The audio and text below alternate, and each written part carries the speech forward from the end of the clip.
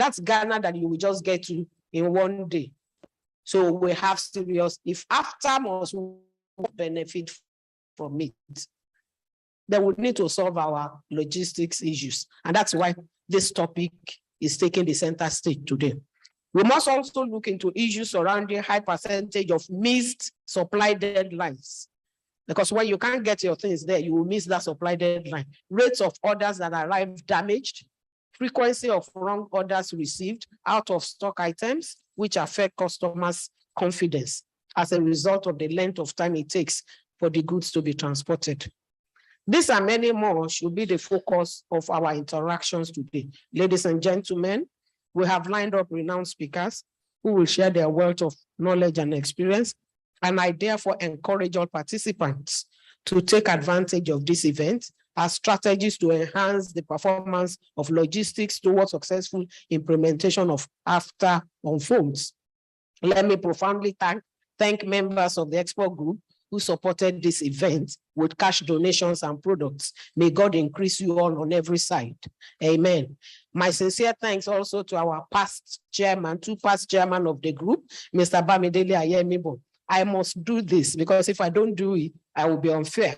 Who most of the time I will just unannounced call him and say, my Oga, you have to do this for me. And he's moderating today's panel, and I just told him just 4 days ago. I thank you so much, sir.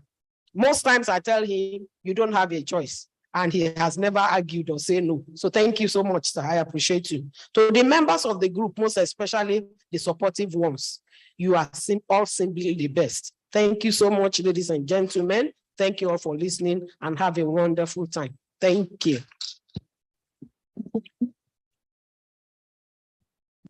Thank you very much. The chairperson, LCCI Export Group, Madam Bosun Solari. Just to reiterate what Madam Bosun has said, reliable transportation is critical to the development of trade and investment in Africa. Distinguished ladies and gentlemen, it's my pleasure to call up stage the president of the Lagos Chamber of Commerce and Industry, in the person of Ashiwaju Dr. Michael Lawale CON, for the opening remarks. Thank you very much, sir.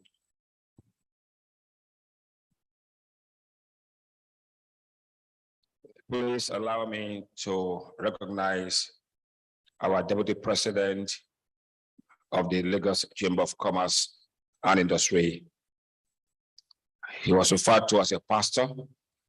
I refer to him as Bishop Gabriel Dahosa, FCA.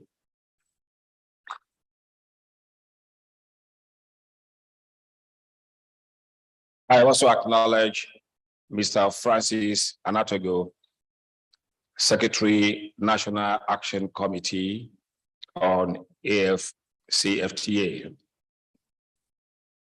Acknowledge RDG, Mrs. Chinyere Almona, FCA. I acknowledge Dr. Esra Yakusak, CEO, Nigerian Export Promotion Council. Very well represented here by Mr. Samuel Oyedepo, the Lagos Regional Coordinator. Mr. Muiwa Ade Shayoju, representing Mr. John Molomoye, Area Sales Manager. That's the country director for DHL.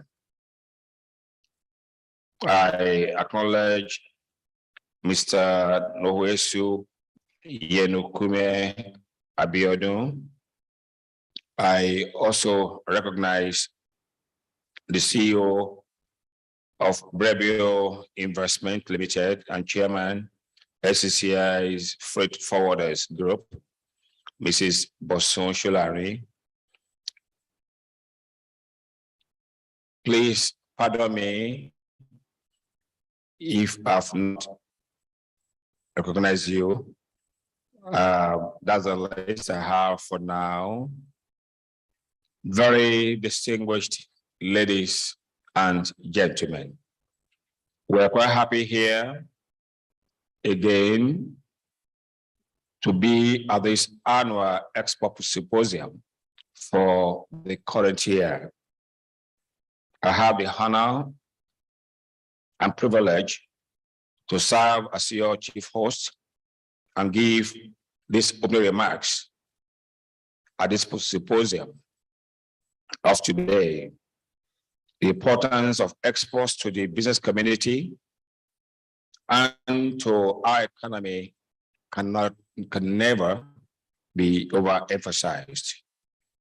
One of the goals of the Lagos Chamber of Commerce and Industry, SCCI, is to promote trade and boost exports, which will open new vistas for Nigerian businesses. There are several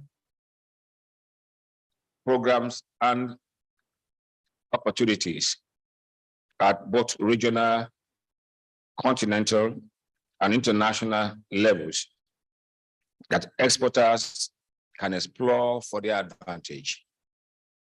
The African Growth and Opportunity Act, AGOA, is a United States Trade Act enacted on 18 May 2000 as Public Law 106 of the 200th Congress.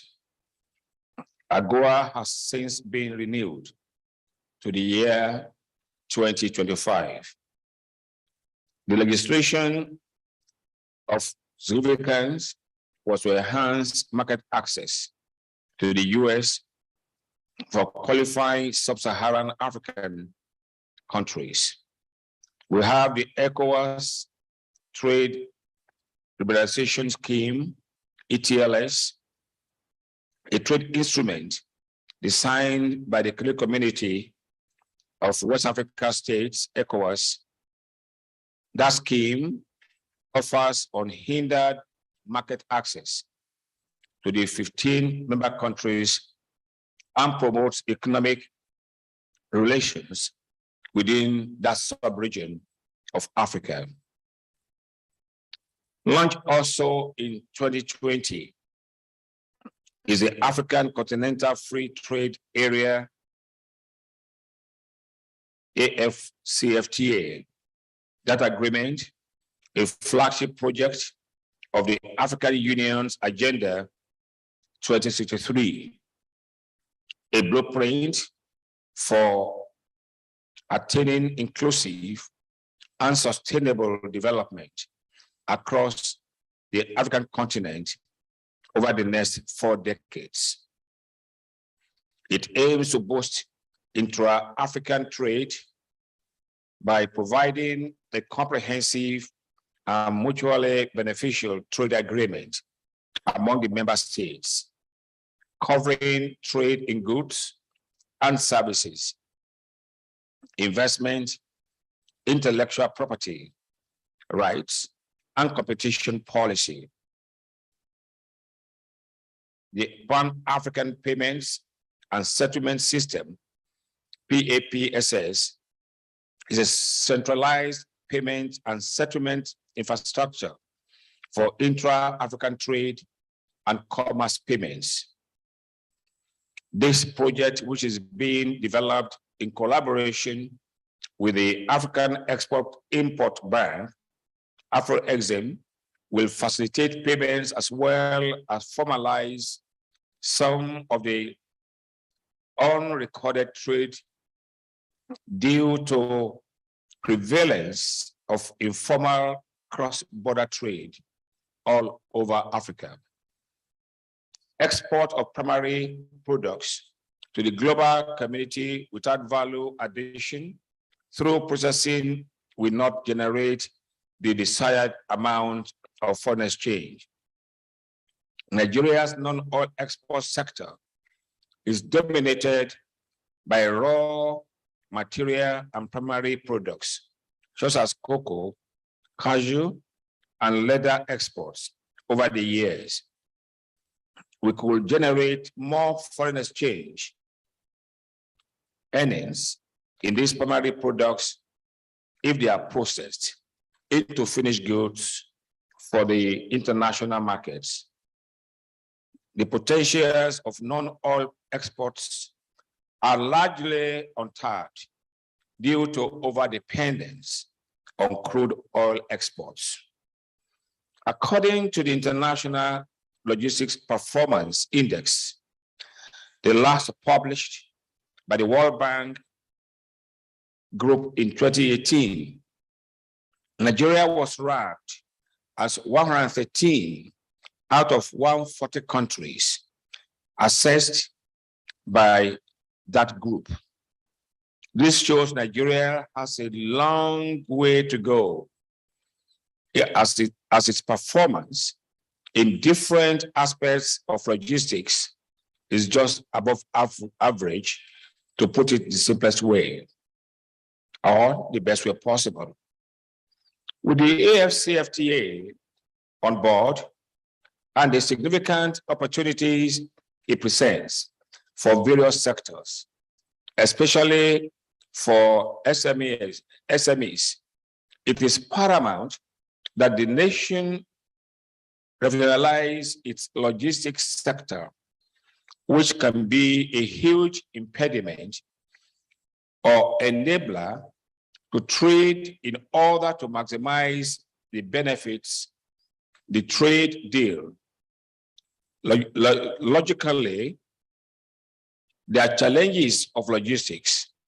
They must be tackled as a matter of urgency. And one is this: government should go further to help in quality profiling of the export-ready goods in the area of packaging and port logistics.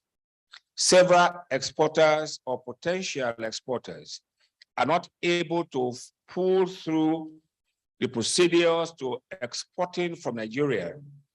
We need a one-stop shop mechanism to drive export logistics and documentation.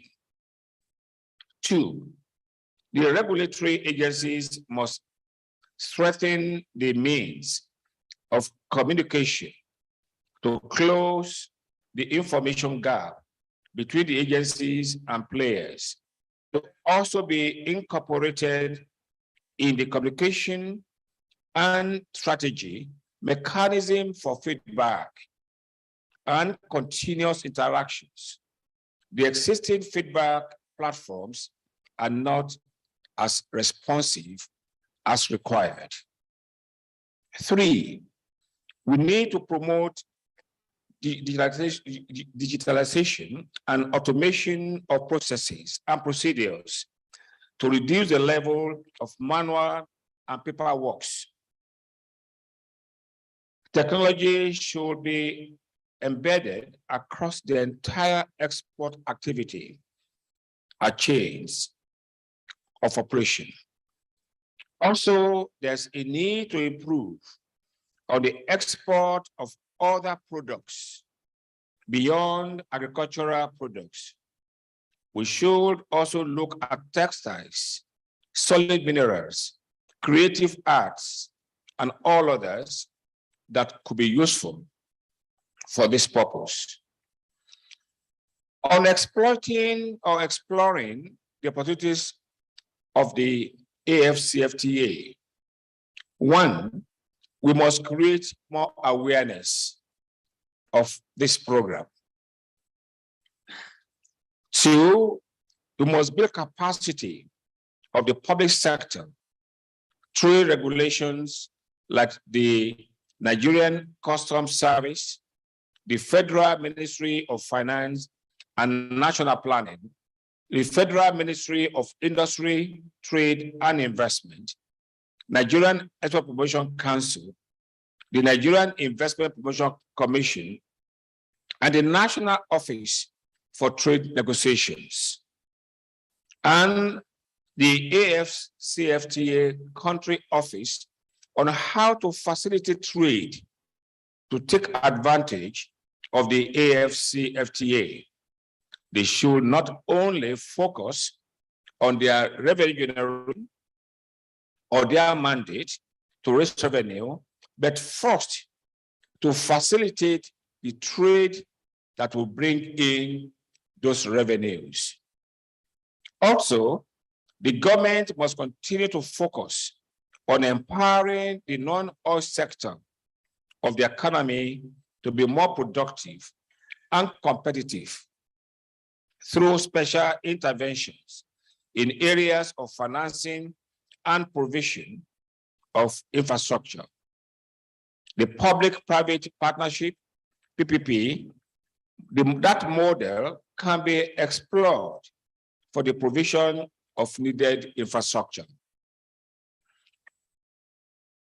I will close my remarks with the good news on our improved non-oil exports, as revealed by the Nigerian Export Promotion Council, NEPC. NEPC, in its first half-year progress report for the current year, according to the report, the total value of non-oil exports in the first half of this year, January to June 2022, was about $2.60 billion,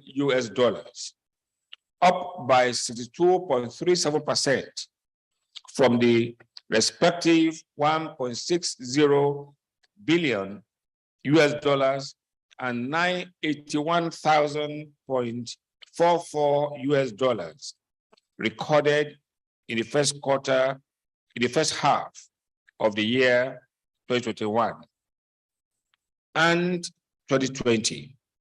So we are making some progress there, and I'm sure we need to encourage that to continue and do a lot more. This rebound should be sustained through more incentives to exporters and targeted financing for export infrastructure. The Export for Survival campaign by the NEPC, introduced in February, should be sustained to raise public awareness of this program and to emphasize the advantages of exporting Nigerian goods and services to boost our GDP and share prosperity.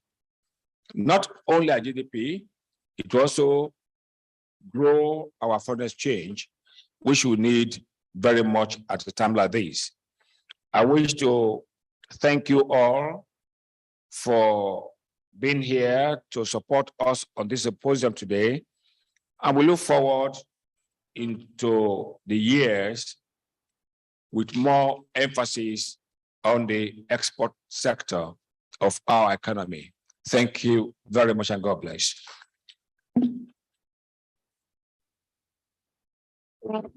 Thank you very much. Please, a round of applause once again for the President of the Lagos Chamber of Commerce and Industry, Ashiwaju Dr. Michael Olawalepo, CON. Thank you very much for that, sir. Please, information just got to me that the President has got another important occasion. So please, I would like the President and also the invited guests, the council members, to please come up here for a quick photograph session.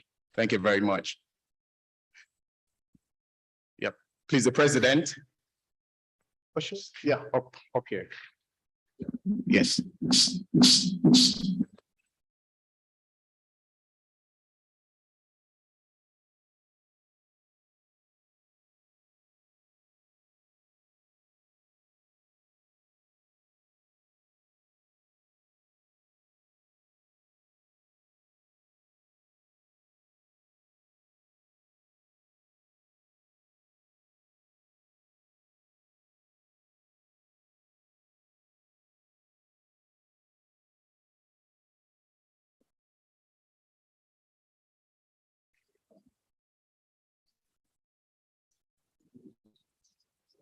the Deputy President, Mr. Idahosa,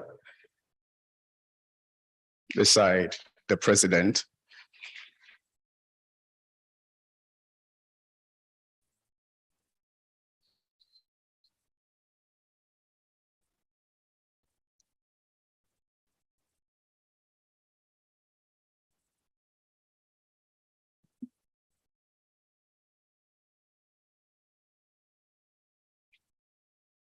Thank you very much, sirs. Thank you very much, the high table. Thank you very much, our distinguished guest.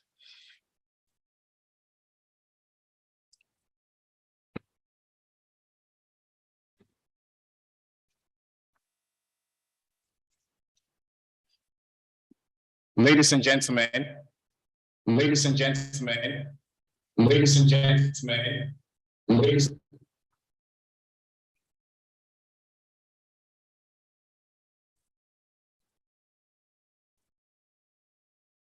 Thank you very much, sir, for gracing this occasion with your esteemed presence. Distinguished ladies and gentlemen, we shall be moving forward into the presentation by the keynote speaker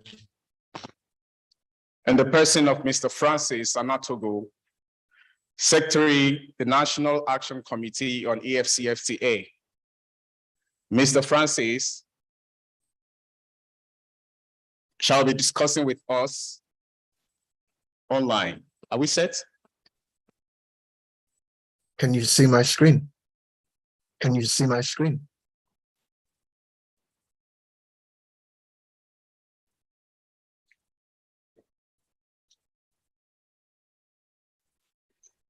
Hello?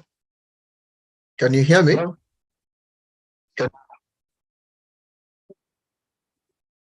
Hello. Okay. Okay, we can hear you. Oh, great.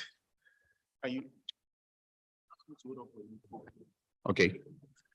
Okay. Okay, please hold on for a minute. Okay. Our distinguished guests, please.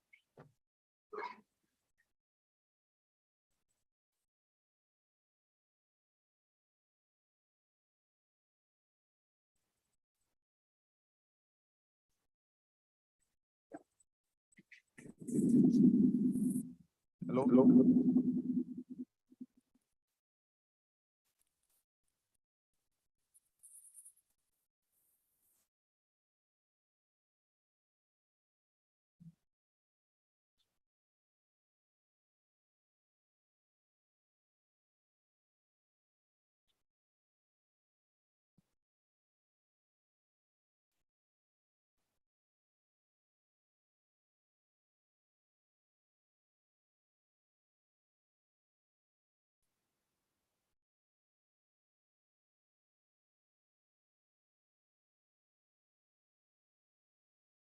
Speak to him. Yes, I can hear you. All right, thank you very much, Mr. Nato. We want to especially welcome you once again, very special occasion, in which we shall be delivering a keynote speech. Now, before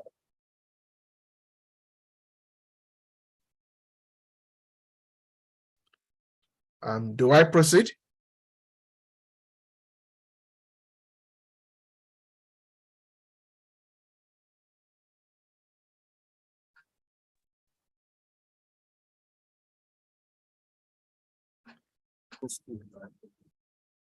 Ask him to speak. Okay. The President, Lagos Chambers, Lagos Chambers of Commerce and Industry, Siwaju Dr. Lawale Cole, the Deputy President, Mr. Dahosa, and Director General, LCCI, Dr. Almona, the representative of the ED-NEPC, the technical advisor to the managing director of Nexim, Mr. Hope Yongo, distinguished ladies and gentlemen. It's an honor to be with you yet again today on the subject of the African Continental Free Trade Area. And I think the speech of the president is actually apt. It talked about a number of things. And one is on the AfCFTA, but he also very rightly mentioned other agreements and the role of export in revitalizing the economy of Nigeria. And I can say really that AfCFTA is but one of those platforms to boost export. And the capabilities that we are developing as we pursue AfCFTA will serve us well as we pursue other channels like the AGOA, the ETLS, and other trade agreements that we have. But very quickly, today, focusing on the AfCFTA, I think we've gone, I think everybody in the room understands what the objectives of AfCFTA are. And essentially is about growing our intra-Africa trade, is growing trade. And we also in Nigeria have brought that down to say growing exports to grow our economy, to diversify our sources of foreign income, to grow our production capacity, to reduce unemployment, and gradually then start to reduce the security-related problems that we see, part of some of which are as a result of lack of opportunities. So, and we also know it's about growing the capital investment, competitiveness, industrialization, and all of that. But also important for us as well is understanding that the game has changed. So previously, while we focused, for instance, while previously we focused on FDIs, with AfCFTA, we now will become sources of FDIs into some other African countries, which means that our approach to investment, our approach to industrialization, and all of that will need to be updated as well. I think it's also important as we talk about AfCFTA and what we need to do in AfCFTA, as we are talking logistics, it's also important to look at the broader picture, which is the globe. Over the past 2-3 years, 3 to 5 years, we've witnessed all sorts of disruptions to global supply chains, be it the trade wars between the major countries, or the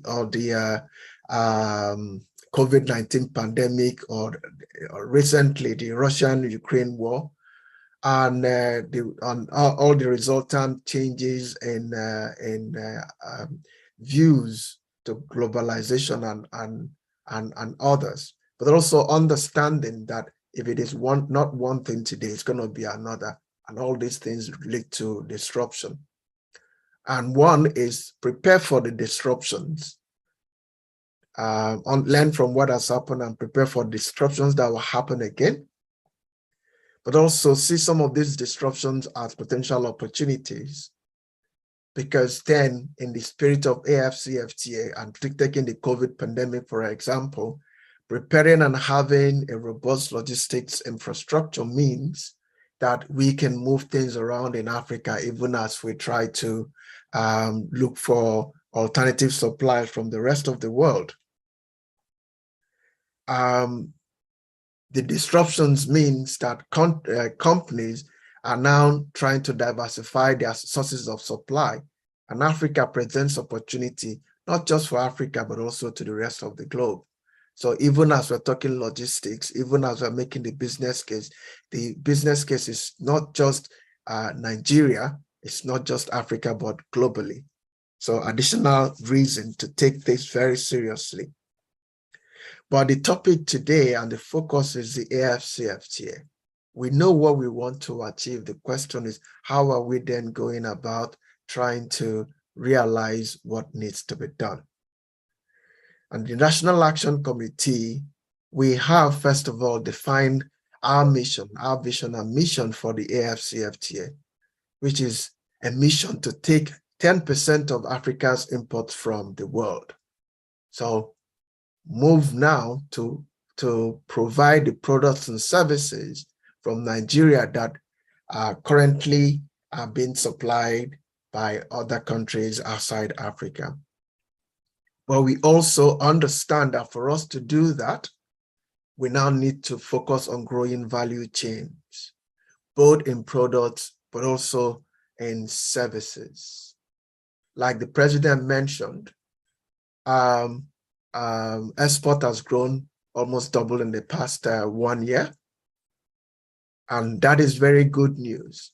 But now the next step, as we grow and get confident in exporting these primary products, then we now move into manufactured products as well. It is also important then to understand that it is an opportunity for our states to support the federal government in providing for businesses within their jurisdiction, if not for any other reason, to boost their own income tax, revenue from income taxes and other taxes as well. So indeed, there is opportunity for businesses to receive support from government at every level to facilitate export trade.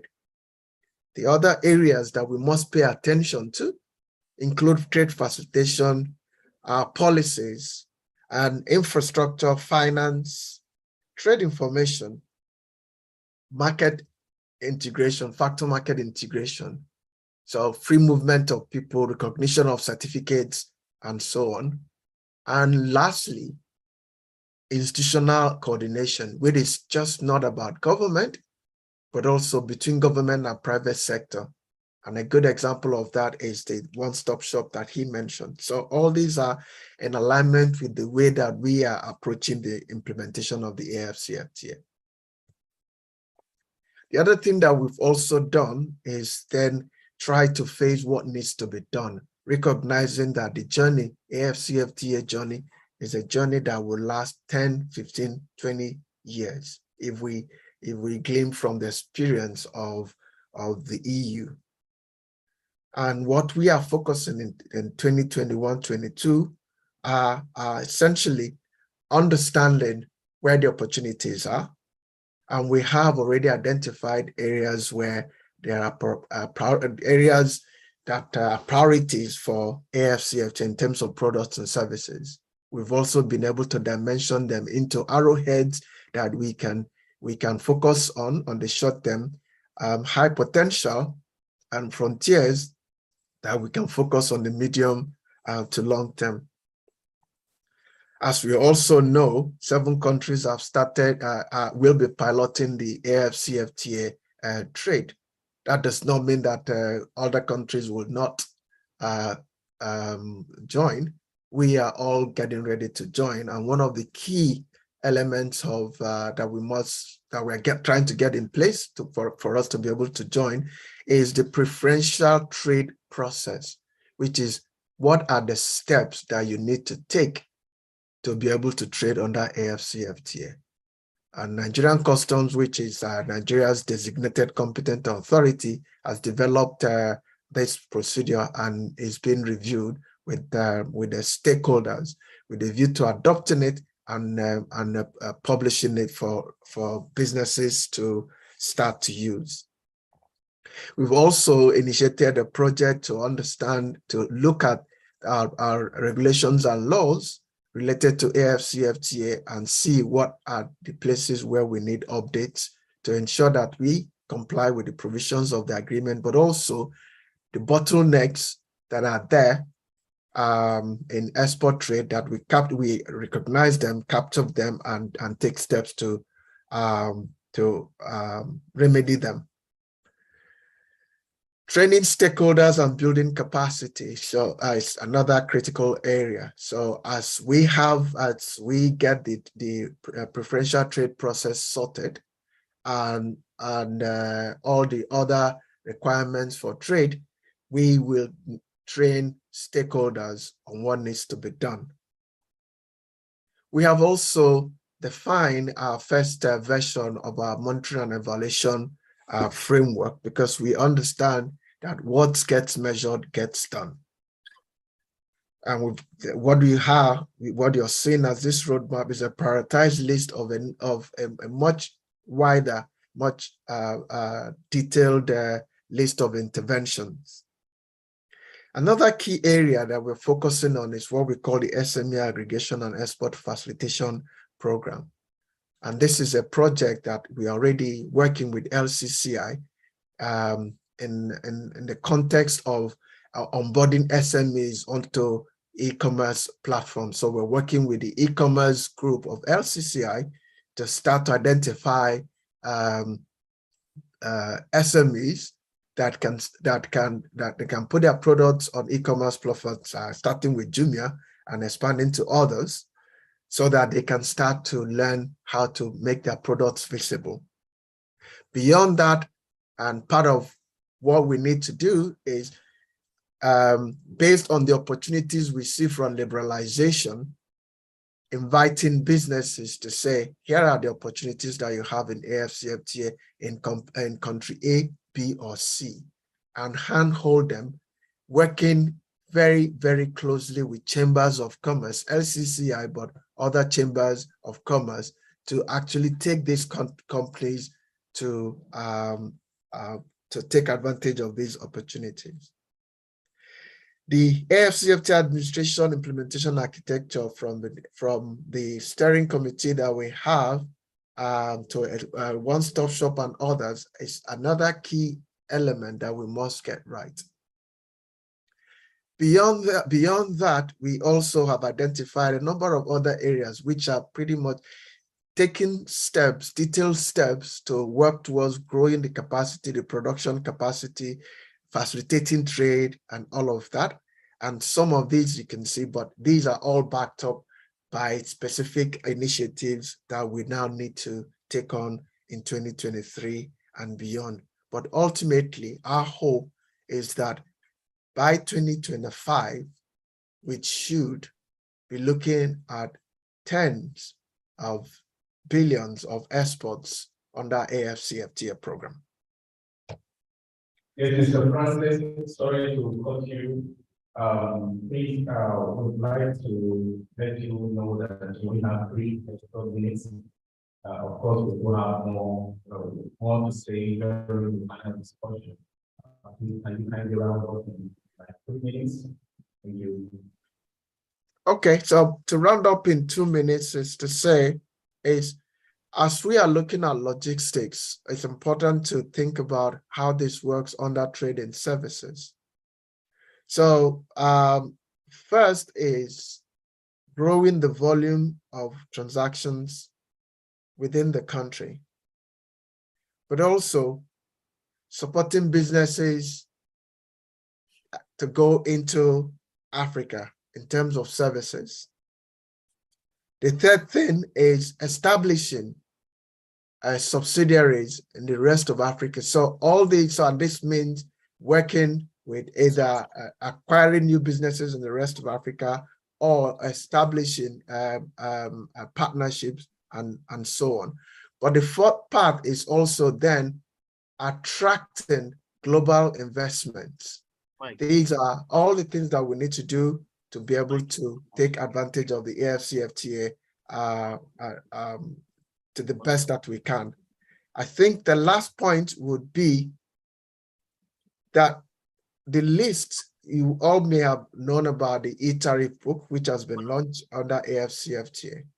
So companies now need to look at those lists based on the products, either their raw materials or their products, and be able to say, given AfCFTA, which are the countries that are liberalizing products that I am selling, so that I can target them, and which are the countries that are exporting products that I need, and they are liberalizing those as well, so that you can target them as well. So it gets practical. So because really trade under AfCFTA, even for us in Nigeria, will be starting this year.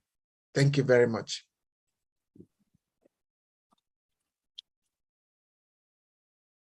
Thank you very much, Mr. Francis. Thank you so much, sir. Please, at this juncture, we are delving into government agencies' perspective in terms of their intervention in ensuring Nigeria's preparedness in the aspect of logistics and implementation, the AfCFTA. At this point in time, ladies and gentlemen, I would like to recording in progress.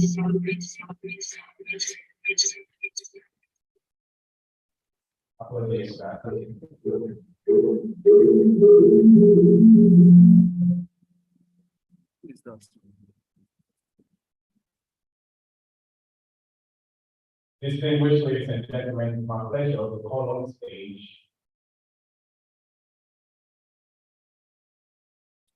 Mr.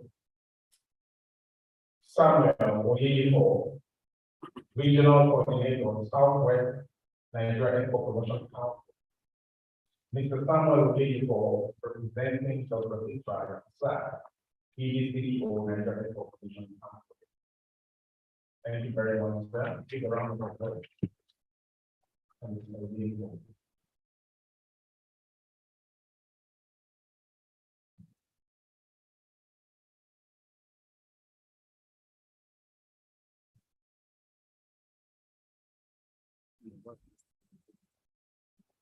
The president of the AfCFTA, the deputy president, the EDCO, the chairman of the group, and the prospective and active exporters present here today.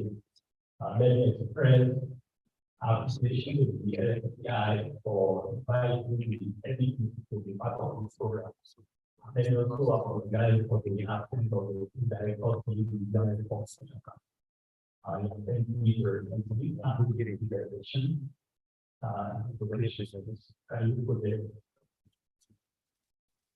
Okay, I only want to call out our president, so I will go through the important aspects of the paper.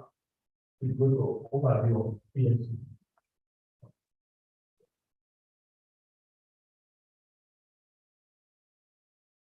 Well, these are just functions of the people. Most of us are very familiar with it, so I'm going to go through them.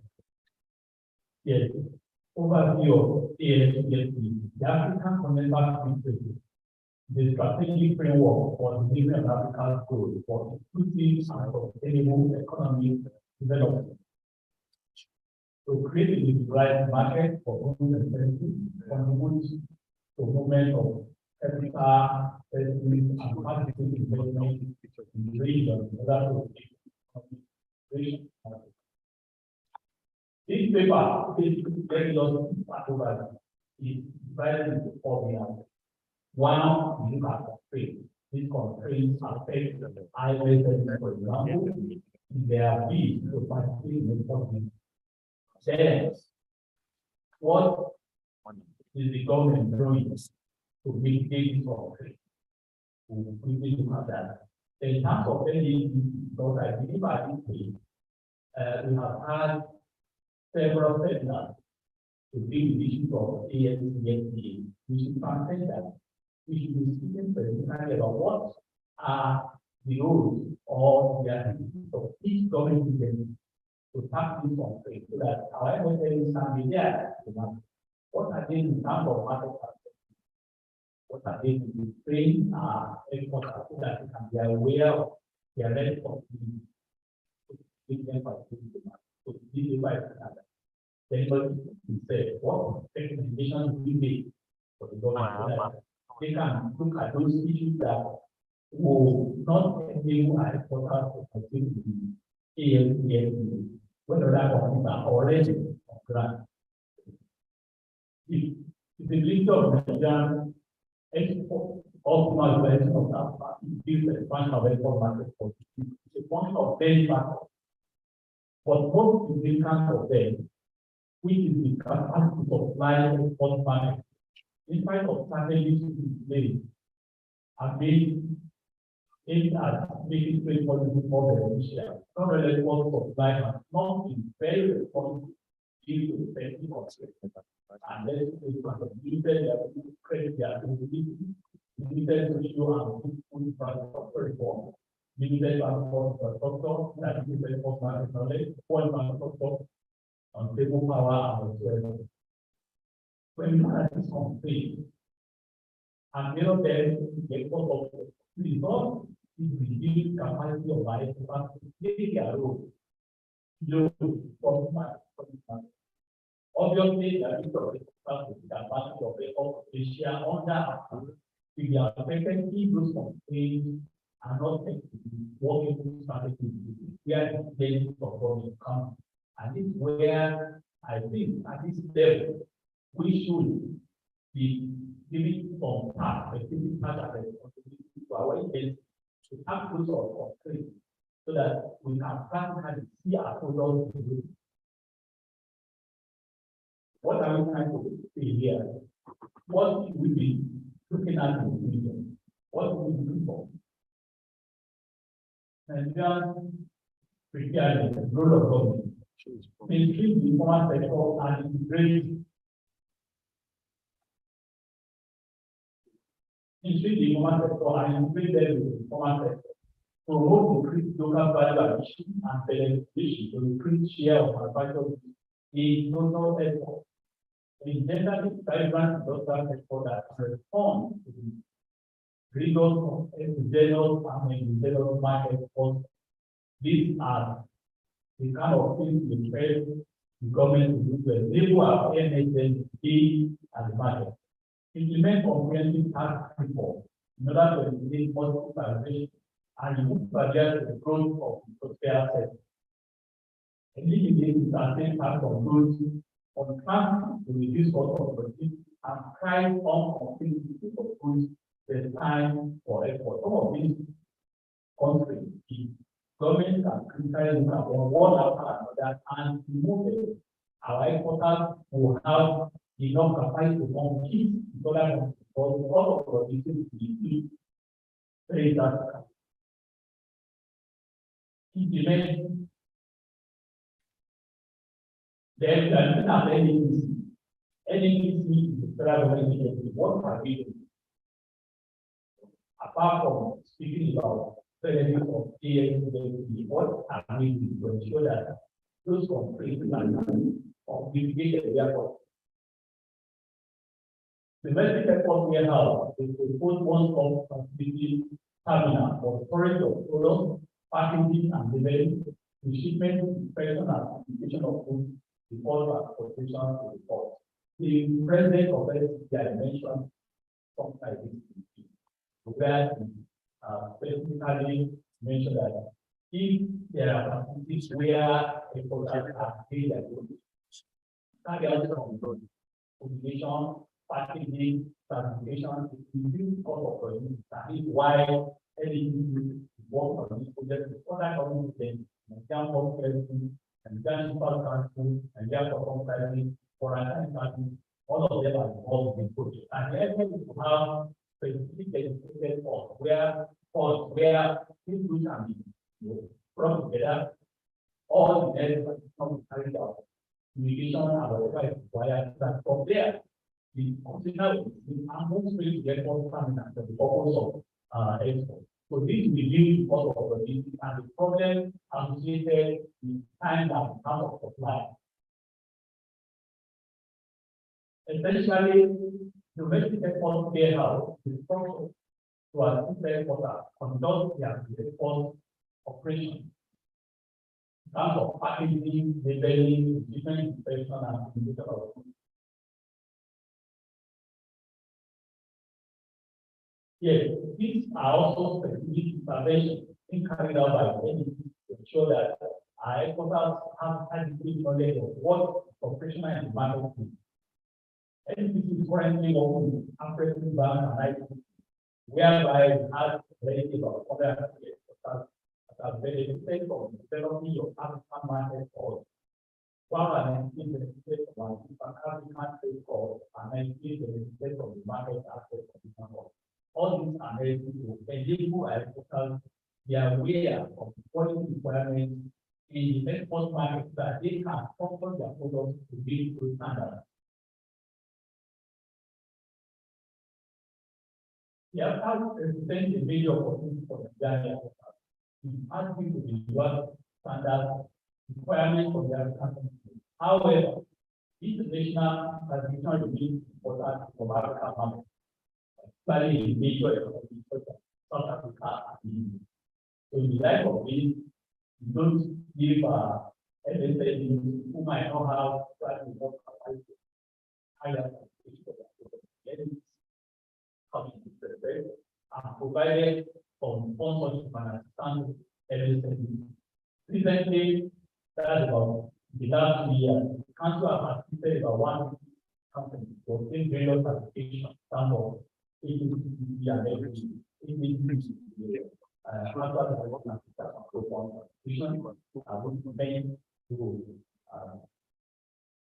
Give credit to products of our MSMEs that they are very good and they are okay for consumption.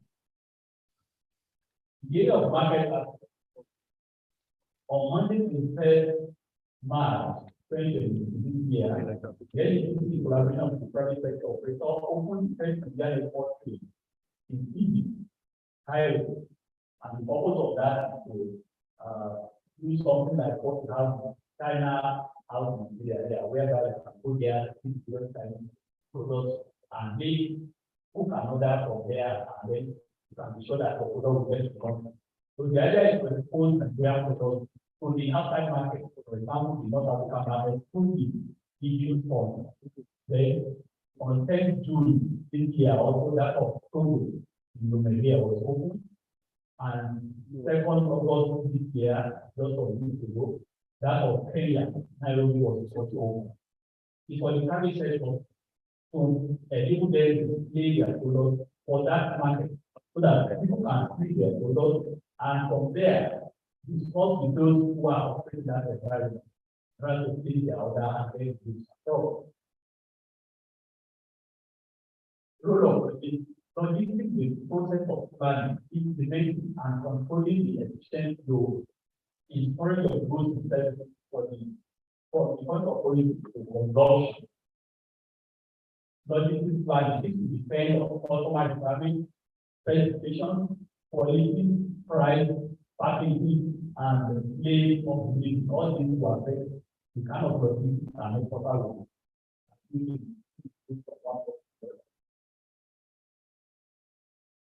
Anything is expected as partner with CPS from Yalba to support the Ghana exporter.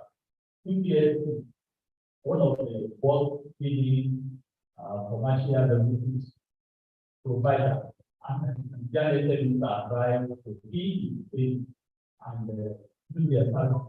The idea is that if an exporter has another, he or she can work with it and they will be lower rates compared with what is operational in the general market. The NEPC signed this agreement with them and still operational.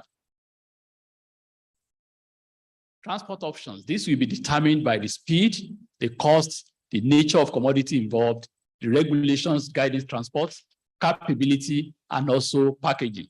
That means an exporter would decide to choose the option he or she decided to use for the means of transporting goods, either because of the speed, the cost, the nature of the commodity, going to be by air or by sea, based on this criteria.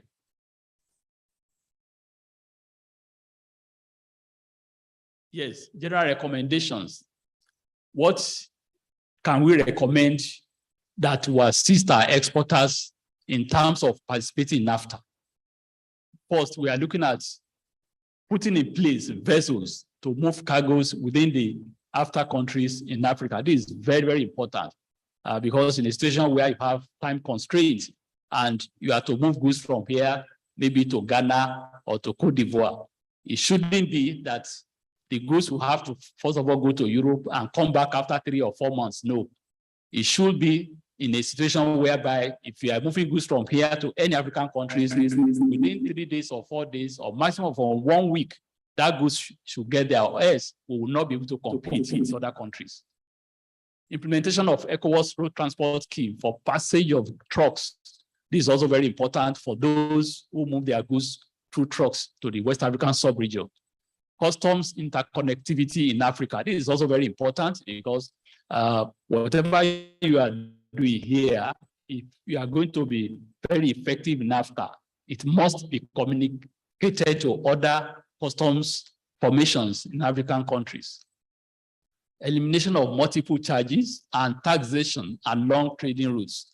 This is also very important. More investment in deep sea ports and creation of dedicated export terminals at our ports. Finally, acceleration of single window. If Kenya, Tanzania, Uganda, and Rwanda all have single window already in operation, why can't we have the same? Because we are going to operate in the same aftermarket, and if they are more efficient than us, definitely will not be competitive. So there is need for us to stress this very important issue, that issue of single window should be looked into speedily so that we can also be on the same platform with those countries who already had it in operation, and then be able to lower the cost of doing business, cost of logistics within the sub-region. After having done all that, what about our products? We should also look into packaging. How do we package our products to be very attractive, contain the necessary information that will inform the importer that we have complied with the requirements for good packaging? This is very important. So we should also train our exporters to properly package their products, have necessary information on their information display panel that will inform the importer of the content of the products and then make them very competitive. This is another cool packaging for our cashew nut. Instead of selling them raw, we can process them and package them for export. This is for mango. And thank you very much. A round of applause, Mr. Samuel Oyeyipo. Thank you very much, sir, for leading us into the interventions of the government in preparing the groundwork for full implementation of AfCFTA and the opportunities that these bring. At this point in time, ladies and gentlemen, we are going into the most critical aspect of this event, which is the panel discussion session. But before that, I would like to recognize the presence of Mr. Francis Uko, Head of Sales, Red Star Freight. You're welcome, sir. Please, I want to call up stage the panelists. I'd like to start from,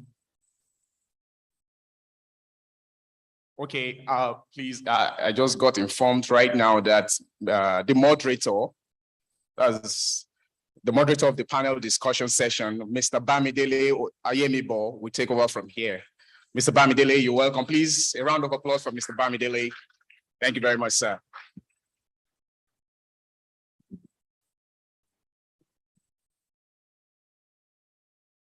Good morning.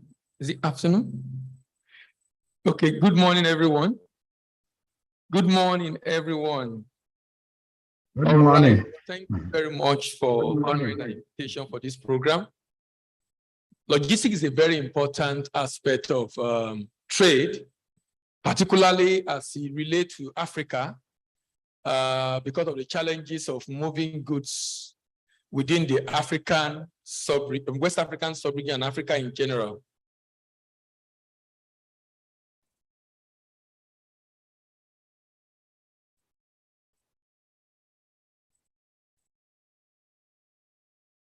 All right.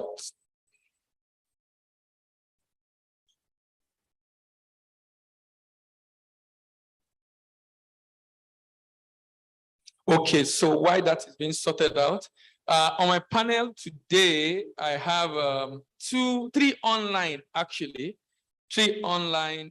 panelists. Mr. Hope Yongo, technical advisor to MD CEO of Nexim, who will be giving a short presentation, like an update on the SeaLink project. That's the project being carried out by a public-private partnership to enable trade within Africa. Also on the panel, we have the representative of DHL, of the country manager of DHL, Mr. Muiwa Adesheyoju. Are you there? Okay, thank you very much. I also want to create the indulgence of the representative of the EDCU of NEPC. I'm sure a lot of people have questions for you today, so we appreciate you on the panel, please. Okay, Mr. Francis Uko is online. I can't see him again. I don't know if someone can reach out to him. I saw him. Is he here? Mr. Francis. Oh, okay. I saw you online before. Thank you. Then Mr. Opiongo is online. Mr. Ruben is online, but is having an issue with his network. Mr. Ruben actually is a transporter. I'll be talking about his services. I hope he's able to join us eventually, but I'll be talking about some of his services if he's unable to join us afterwards. All right, thank you very much. We are discussing logistics, and I'm happy that Red Star, Mr. Francis, is there, and DHL is there. And if AfCFTA is going to be successful, being able to convey our goods to the final destination is extremely important and very, very critical. And that's why we very much appreciate your presence on this panel today. So I would like to hear from you, starting from Mr. Francis, and then to Mr. What's his name, sir? Mr. John. Tell us about the logistics services that you render to exporters. And I will appreciate if this can include some of the countries you cover and the mode of shipment. The logistics services you render to exporters, the countries you cover, and the mode of shipment. By mode of shipment, I mean road, rail, land, and sea. Thank you very much. My name is Francis Uko, and I'm the head of sales of Red Star Freight. Red Star Freight is a subsidiary of Red Star Express PLC, listed on Nigerian Stock Exchange. And of course, we have 5 subsidiaries so far. And the parent company, of course, is a licensee of FedEx. And over the years, we have develop capacity to be able to move goods across the world. Of course, we know that for AfCFTA to succeed, of course, logistics is critical, is a pivot that will enable AfCFTA to succeed. Now we have, we have so far developed capacity, like I said, will be 30 years in October 12 this year. And so far we can deliver goods across the world by air and by sea, and of course by land. Okay, we are also in partnership with local airlines to be able to move goods across Nigeria. Now, the subsidiaries we have, Red Star Freight, like I said, we are the freight forwarding arm. And we have also developed capacity to be able to move goods across the West African sub-region. And we can do that by road, by air, and by sea. And of course, we also we have presence as a company in Benin Republic, and Burkina Faso, and Niger Republic. So we are able to fast-track deliveries or help exporters to move their goods across this West African sub-region speedily. We can also provide advisory services. Now we're also able to do this by sea. And because we are also in partnership with the shipping lines, and we are able to also fast track movement by sea, depending on the mode of transportation that the exporter so desire. And interestingly, we are also, we have presence across the world. Apart from the partnership with FedEx, we also belong to two major freight forwarding network, WCA and IFLN. And through this network, we have access to over 180,000 freight forwarders, professionals. Through these professionals, we are able to deliver, goods, move goods, door to door, port to port across the globe. Now we have, like I said, we are also in partnership with local airlines, and we are able to fast track movement. For instance, the shipments that are ready for export that are not in Lagos or at the international airport location, we're able to fast track movement to those locations by air through our partnership with these airlines. And we also have haulage, subsidiary that's able to move, heavier stuff, by road, fast track this movement by road through cold chain trucking or, dry chain trucking. And of course, we have also our e-commerce subsidiary that has also been developed, or capacity have been so developed to able to help SMEs or MSME to move goods across the West African sub-region and globally, as it were. So if you have an e-commerce platform, we are able to partner with you to fast track the movement of your goods to your customers. And thank you so much. In a nutshell, I represent, of course, we represent a total logistics organization. Thank you very much.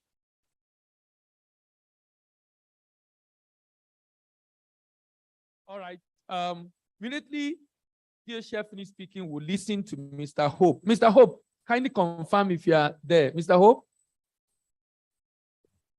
Yes, I'm here. Can you hear me? Mr. Hope. Yes, I'm here. Can you hear me? Okay, we'll be listening to you shortly after the show. Thank you. Yeah, please allow me to start on all existing protocols. My name is Mr. John Mokwe. I'm the Area Sales Manager, Major and National Customers in Nigeria, representing the Managing Director of DHL Express, Mr. Muyiwa Adeshoji. So for us in DHL is a household name. We have presence in over 220 countries and territories of the world, and all the countries within Africa that have ratified for AfCFTA. And that is the major advantage, or the major thing we are bringing to bear in the support the realization of AfCFTA policy and expectations. Breaking it down in Nigeria, DHL, we have different arms. We have DHL Express, that is the arm I belong, that is the parent body in Nigeria. We have DHL Aviation that looks after the fleets of our own aircraft. We use our own full aircraft in and outside the country and within the country. Then we have DHL Global Forwarding. DHL Global Forwarding are responsible for the movement of goods in terms of sea freight, and of course, sea freight, and sometimes they do land. Then we have supply chain. Supply chain came into the country some few years back, but because of the bottleneck associated with inland land movement in Nigeria, the challenges and the lack of capacity in terms of road network, they put out of the country. It's my belief and hope that probably when after coming to reality, that particular arm of government, DHL, will come back again to Nigeria to start operating. So bringing it to bear again, DHL, we have our products in terms of the service we offer towards this AfCFTA. We have our import and export express services. And again, we have our domestic delivery. The import express services allows you to import anything from all over the world, including all the African countries that were ratified for AfCFTA. So we have our presence in all the African countries. We have planes that comes into the country from Brussels, a capacity cargo airline that comes into Nigeria 6 times in a week. And the smaller aircraft moves those items into all African countries. And all the countries that are ratified for AfCFTA, we have our full presence in terms of operation, in terms of capacity, in terms of capability in those countries already. Again, our robust clearing process, which is the key and going to be a game changer if from the keynote, the e-book tariff that will be launched, or we hope to be launched. Already we are using the online as online the custom clearing book, which is the custom HS code, the custom clearing document that is online all over the world. So that's what we use. And our clearing process, clear in the air, will help to shorten the lead time from the time the items are picked up to the time it's going to be delivered within other African countries. And our mode of transportation, like is air express. We do most air express, and speed is our selling point. Speed of delivery is our selling point within Nigeria, outside the country, and anywhere in the world. Thank you. All right, thank you very much. Like I said, logistics is very critical, and the Nexim Bank with some private sector organization have been working on shipment within West Africa, I think Central Africa also in recent time. If you have tried to ship to West Africa, you realize that if you get a vessel, if you take, let's say, any of the shipping line, more often than not, you probably have to go. This is a shipment to Ghana that should take less than a week, but you probably have to go to UK first or to Germany first, and then come back to West Africa. And that, of course, takes a long time. But this program, the C-Link program that the Nexim Bank is working on, will soon be launched. And that's why we've invited Mr. Hopiongo to be able to give us an update, overview of what this C-Link is all about, where we are, and where Nigerian exporters will begin to enjoy the benefit. Mr. Hope, you can take the floor, sir. Okay, thank you very much for the invitation. And just to say that we're delighted to share what we're trying to do. I think what Nexim is trying to do with other stakeholders involving AfCFTA Bank, and then critical maritime sector regulators, MPA, NIMASA, Nigerian Shippers Council, and NIWA, is essentially to bridge maritime infrastructure gap. We noticed that because that has impacted our export potentials and trade connectivity, especially within the region. So that's how the idea of C-Link came in about, and is having in it is a PPP, technically speaking, that has a consortium members. And in that consortium members, you have port owners, you have freight forwarders, you have terminal operators, and so that is what the idea of the C-Link is. Currently, the implementation has been delayed because we noticed that the key maritime infrastructure that I want to use, which is the inland waterways to connect to the coastal areas, have not been charted. So we have to now engage with the Nigerian Navy, then get some of the shallow water survey equipment. Currently, the survey is ongoing, and hopefully by next month, the survey of the lower river Niger from Lokoja to Burutu Port will be concluded. And once the survey is concluded, wrecks that have been identified along the channels will be cleared. And then where channel need to be swept or dredge, that will be done. And once that is done, that is where we will now ask our consortium shipping companies to now deploy their assets. But so far, we have been having expression of interest from a lot of bulk cargo owners that wish to use the inland waterways facility that we have.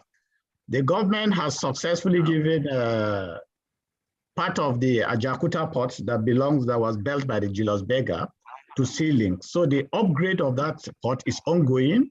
What we are waiting for is the final EIA approval. Once it's there, the warehouses has been there. And at this point, thank the Nigerian Export Promotion Council, because the C-Link terminal in Ajakuta has been identified as one of the domestic export warehouses. And some of the warehouses that are going to be erected there were financed under the grant from NEPC. So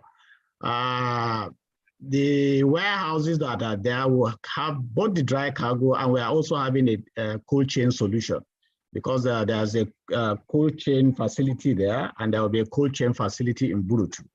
Burutu Port 2, which is also the coastal leg of our proposed operation, is also currently being upgraded. In fact, the cold chain facilities are being installed currently at the Burutu Port. So by the time the Navy finishes next month, I think we'll be willing now to say that inland waterway operation and then coastal operation can commence with the deployment of necessary craft that we are looking at.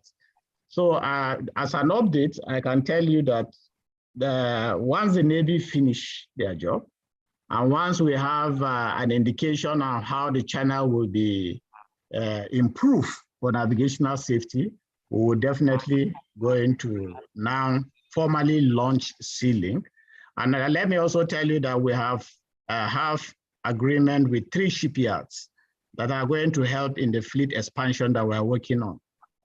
So that arrangement has been done. And we're also pleased to let you know that AfCFTA has already made a provision for $50 million in the first tranche that will be used for fleet deployment and expansion. And they have also made a provision of $400 million for inland port development and other infrastructure that will be needed to make sure that we have the inland port. I know a lot of you will be saying, but we have challenges at the other port. Why are you not bringing it up? We look at where the potentials are. Nigeria currently has a lot of deposit of solid minerals, but we are not a solid mineral exporting country because of lack of capabilities to move bulk cargoes. And that's why we are concentrating on the inland waterways so that bulk cargo can be moved. And then Burutu Port essentially will be like a solid mineral port. It will also be handling other general cargo, but over 70% of the operation that will be done through the Burutu Port will be bulk cargo, because that port that has been there, which has been built over 100 years ago by the British, has a capacity to handle over 3 million tons of cargo. So that's just to give you the update. And I believe that by next month, you will hear the news from the Navy that they have finished the survey and charting. And with that, we'll begin now the channel improvement for navigational safety and then optimal launch of SeaLink. I'll be ready to answer questions. Thank you.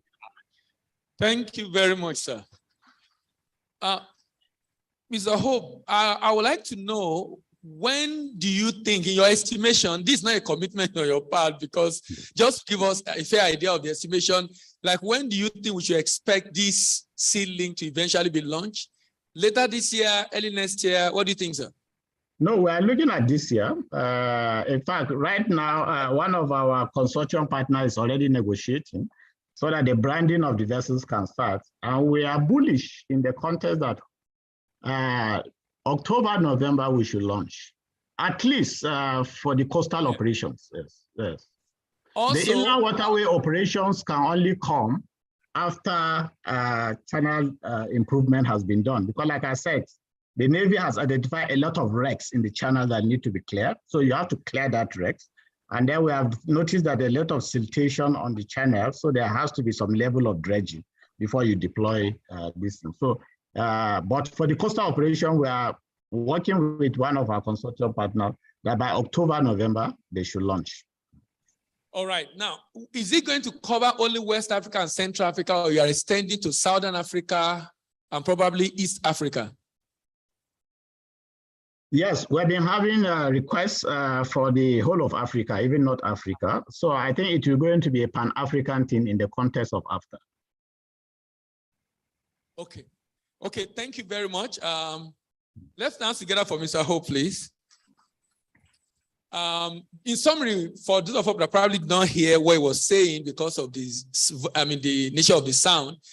So we're going to very soon have a vessel in West Africa from Nigeria that will be able to ship goods by sea to Ghana, to Togo, to West African countries, to Central African countries, and of course, to Southern African countries. And of course, you understand the implication of that, the fact that it's going to significantly reduce the cost of moving goods within the region. If this is not done sincerely, we really cannot enjoy the benefit of the AfCFTA. Before I move to the ask other question and then move to the audience, I would like to hear from NEPC. Any initiative on the part of NEPC? I know there was something with UPS during COVID.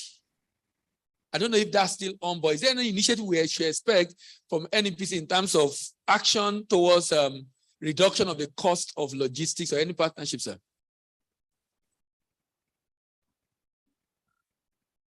Thank you very much. That of the UPS is still ongoing, and we are still exploring other avenues. Okay, Yes.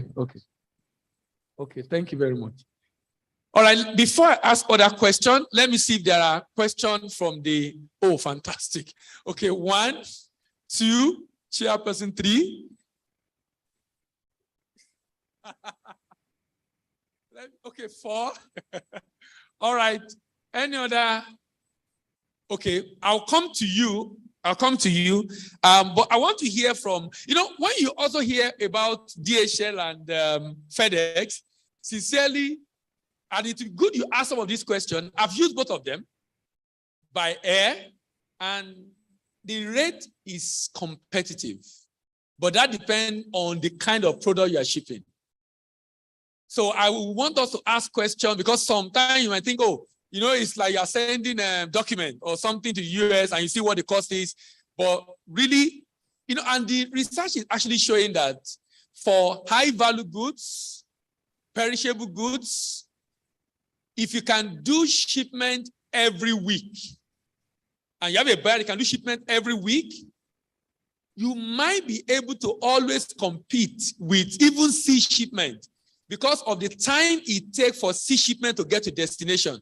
I would like to hear from them. But the question I have for you is, considering AfCFTA and the challenge of logistics, is there any initiative starting with you, with FedEx, that you have?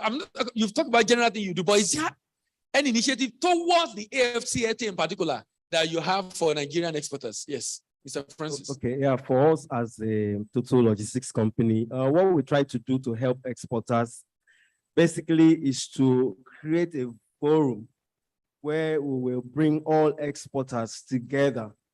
Collaboration is key for us to really succeed. And of course, with collaboration, with bringing all stakeholders and exporters together, we are able to build volume. In building volume, we are able to also crash cost, which is critical. For you to compete in the marketplace, you have to be competitive in terms of cost of your goods. So very, very critical for us to, we are doing this. And of course, it's already started. We are collaborating with a few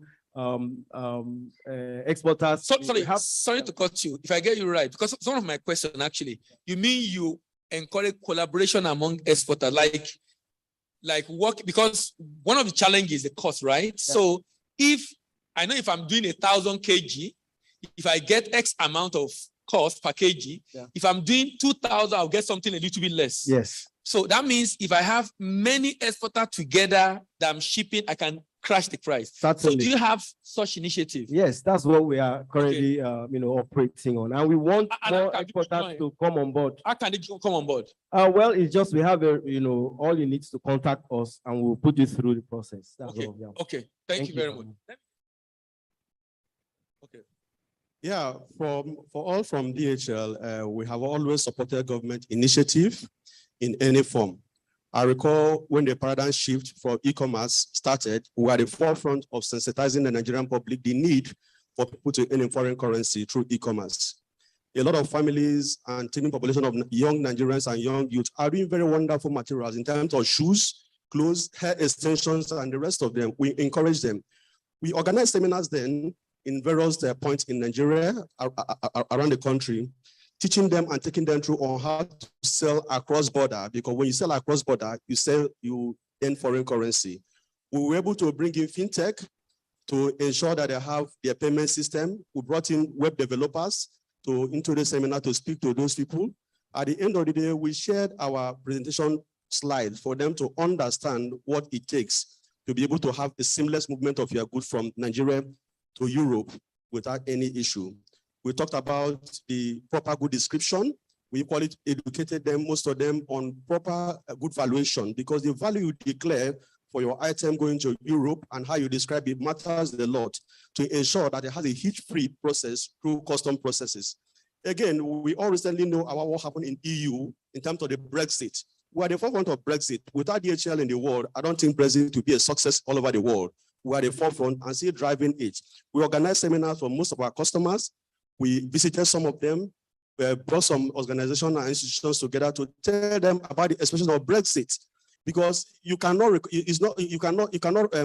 circumvent their process and their law. What will happen if you don't comply is either your goods are confiscated, you will lose your freight cost and lose the cost of the item, and your customer will suffer a loss in terms of dissatisfaction and not meeting expected need for that particular goods. So we did all this during the Brexit, and today every customer in Nigeria is complying. So we will bring those items, in those processes into bear when AfCFTA becomes a reality, in educating our customers on what is needed in various African countries that have ratified for AfCFTA. Because expectation from Ghana, expectation from Rwanda, expectation from Togo, they are different.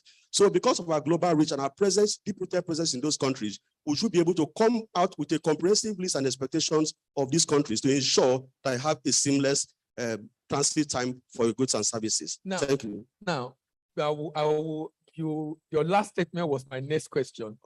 I was to do a shipment by road to Cote d'Ivoire. I contacted a particular, I won't tell you my transit time. I want to know yours. I contacted a company who gave me a particular transit time. I contacted another company that eventually gave me a better one and they deliver in record time. And that one of the company I actually wanted to join, but it's having an issue with network because it's outside the country. So I want to hear from both of you.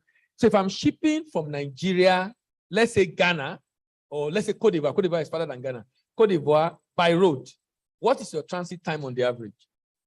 Well, it will interest you to know that we don't move our shipment by road for express. Probably my sister company, that is DHL Global Forwarding, that moves container or trucking items through the road, or DHL supply chain. But for express, our transit time to most of all these African countries, anywhere in the world, is maximum of 3 working days, depending on the time it was being picked. Okay, by road? No, by express. No, by road. That's what I'm saying. I said for express, none of our material. By express, is it by air or by road? By air specific. Okay, you don't do by road. Yeah, even within Nigeria, shipment going to Port Harcourt anywhere in the country goes by air. Okay. How about any service by road? Yes, we do have service by road. So what's the transit to Cote d'Ivoire? So Cote d'Ivoire is basically 4 business days. Yeah. 4 business days. Yes. The So one Ghana is 72 hours. Ghana. Yeah. Okay. The one I engaged was about a week, which I think is very close to what. But the other one told me about 2 to 3 weeks. So I mean, if you are doing 4 business days, please note that down, please, so that when you are engaging them, you take. All right. So let's take the question. I understand we have some audience, but we'll take some questions from the. So we'll just take all the questions and then my panelists will answer. Feel free to ask NEPC questions, even if it's not on logistics. I'm sure Mr. Samuel will gladly answer such questions. Number 1, please.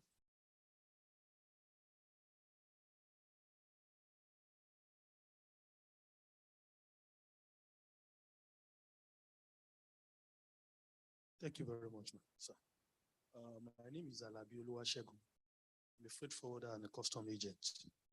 I want to address the gentleman from NEPC. We are talking about trade information. And this is one area that we forwarders are having issues. Oftentimes we have prospecting shipper come to us to say that, look, I have this X amount of charcoal, I have cocoa bean of this amount. Who do I give it to at the point of receipts that can sell to? This is one vital. Sorry, sir. Who do I give it to at the destination port? Destination port. You mean getting buyers? Getting buyers. You understand what I'm talking about. So how do we, because we are to facilitate trade. I'm talking beyond after now, you know.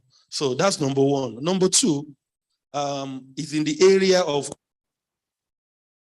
In area of what? Automated, okay. Go ahead, sir. Go ahead. I can hear you.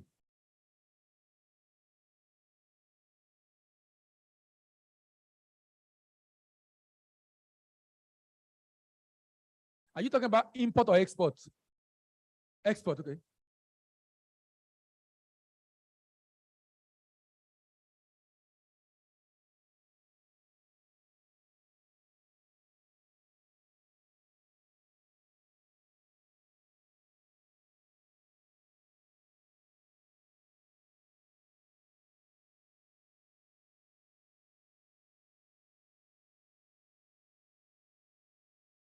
All right.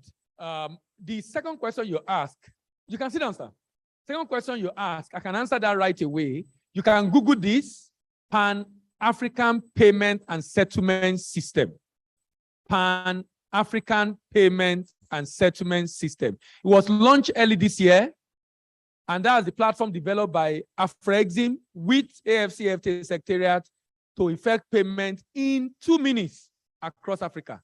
Different central banks in Africa are already logging in. I'm sure by next year, most central banks in Africa will be on. Pan-African Payment and Settlement. And number 2. Madam Solari, I think you're number 2. Okay.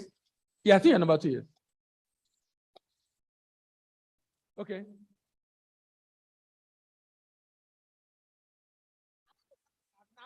They are not here.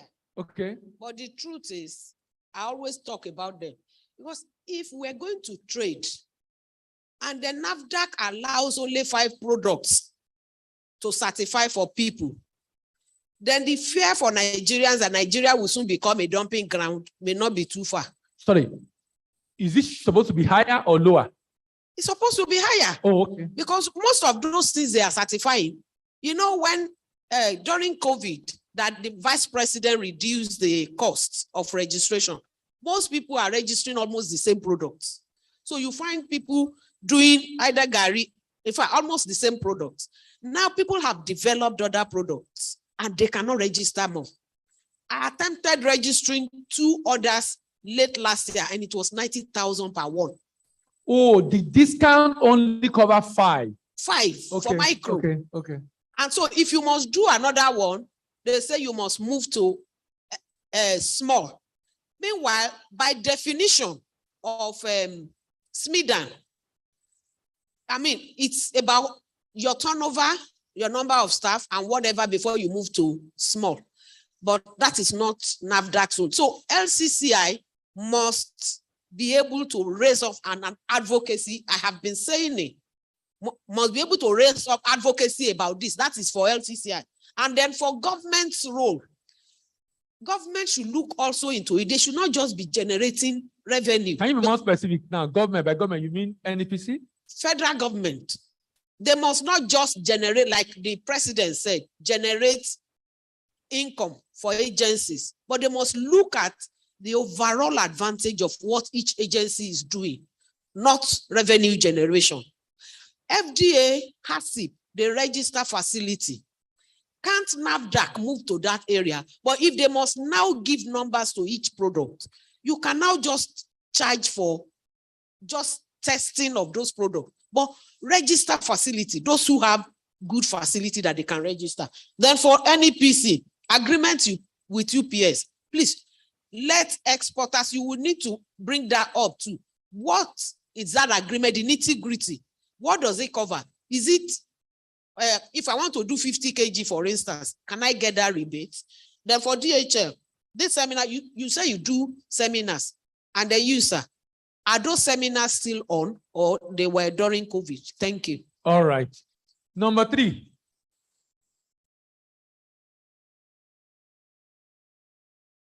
Good morning, everyone. Distinguished panelists. My name is Rafiat Unitiri, ex-banker and an entrepreneur. My comments, questions actually cut across everyone that I've spoken today. There's need for feedback for improvement in our export business in Nigeria. I had a terrible experience when I traveled, and I think I'd actually shared it with some of the officers. There's need for feedback. We cannot be working assiduously here in Nigeria, and for the acceptability of our products over there, it can be actually demoralizing for intended exporters like us. In 2 states that I actually visited in the US, Nigeria's product, it's actually not, it's like they closed down the African market in one of the states for reason of hygiene. That's number one. Then also logistics. Should play an important role, which we are here today. On government's part, there should be transparency amongst all the agencies, like Madam rightly said. We cannot overrule that. There should be transparency. When we are talking about, we want to get there. There should be transparency. Government also should charge all states, sincerely, all stakeholders must be on the table. If you are Lagos, what do you produce? If you are in Benue, what do you produce? Let everybody come together so that we can actually close that gap, our revenue, foreign exchange gap. It's possible for us in Nigeria. It's just maybe like a classical attitude that is actually pulling us back. Sincerely, look at the solid minerals that the presenter mentioned. What stops us?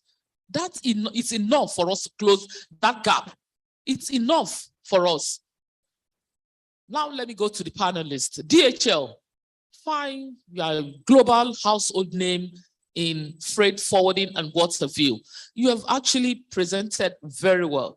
But my question is, the moderator asks, how competitive are you? And you've told us, is it locally or internationally that you are competitive? Because I believe if you are that competitive, you should be, Export Council, you should also be on the list of Export Council, honestly, because the disruption in the globe now, it's not the fastest fish that it's not the fastest fish that eats the slow fish. It's not the biggest fish, it's the fastest fish.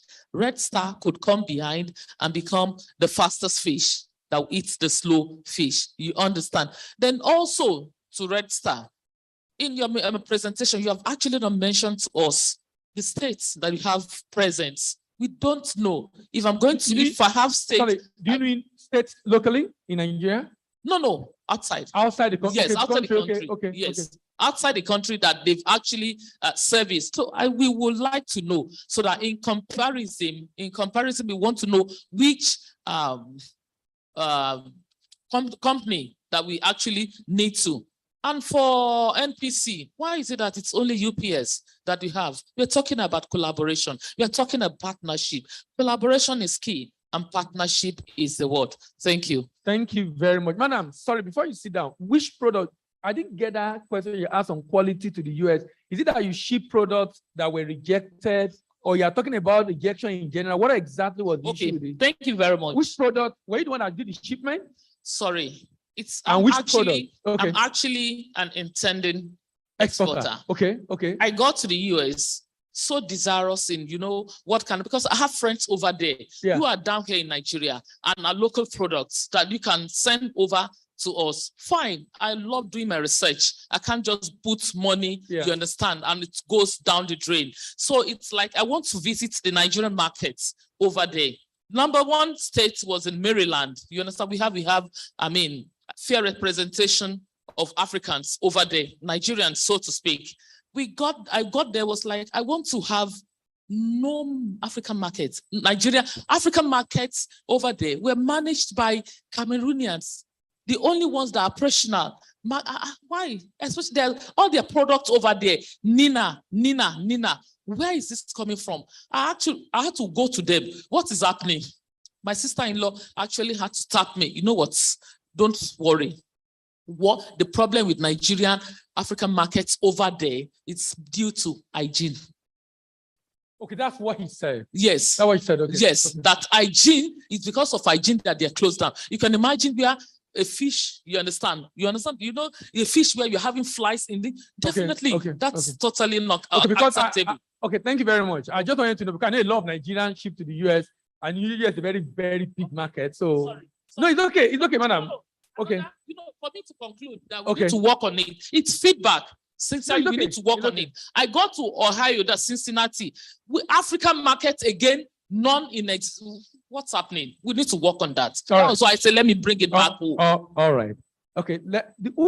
I think that's it. Okay, there's one more.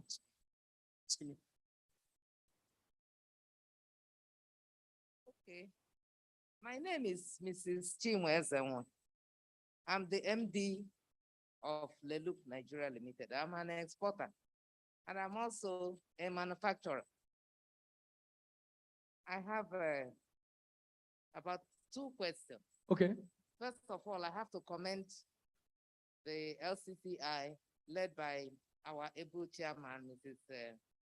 Solari, the export group, for organizing this event. It's a much awaited one. And Mr. Oyemibo. These are people that have been talking so much about export. It's a lot of talk and no movement. Now, my first question will go to NEPC, whom we partner with very much. Is there any way you can have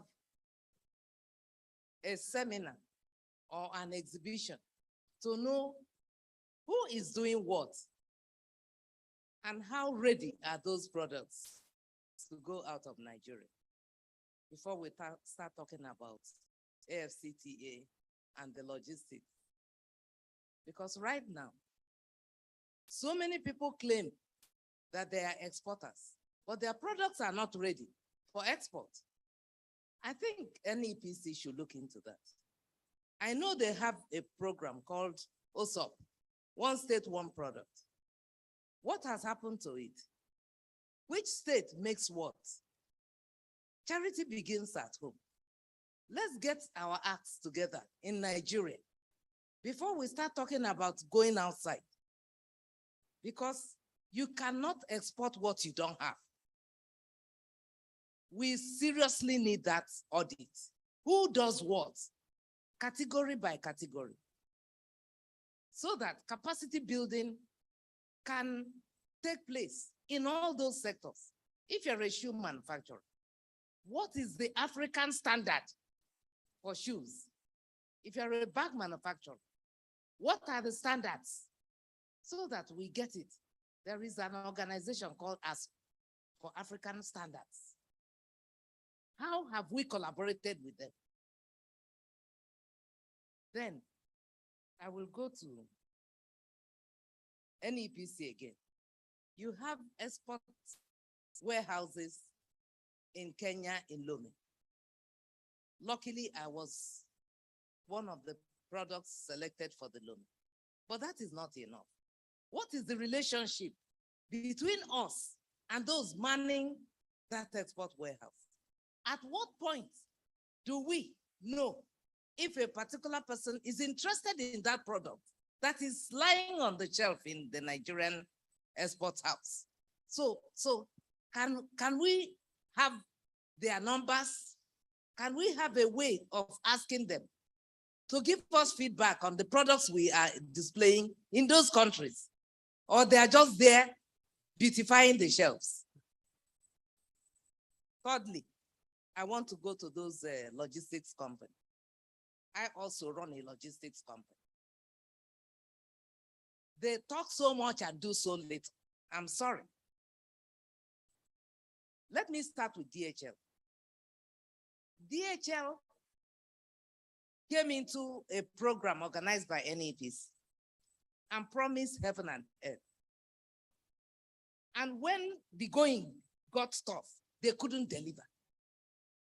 So it's something I want to pick up privately with that man there.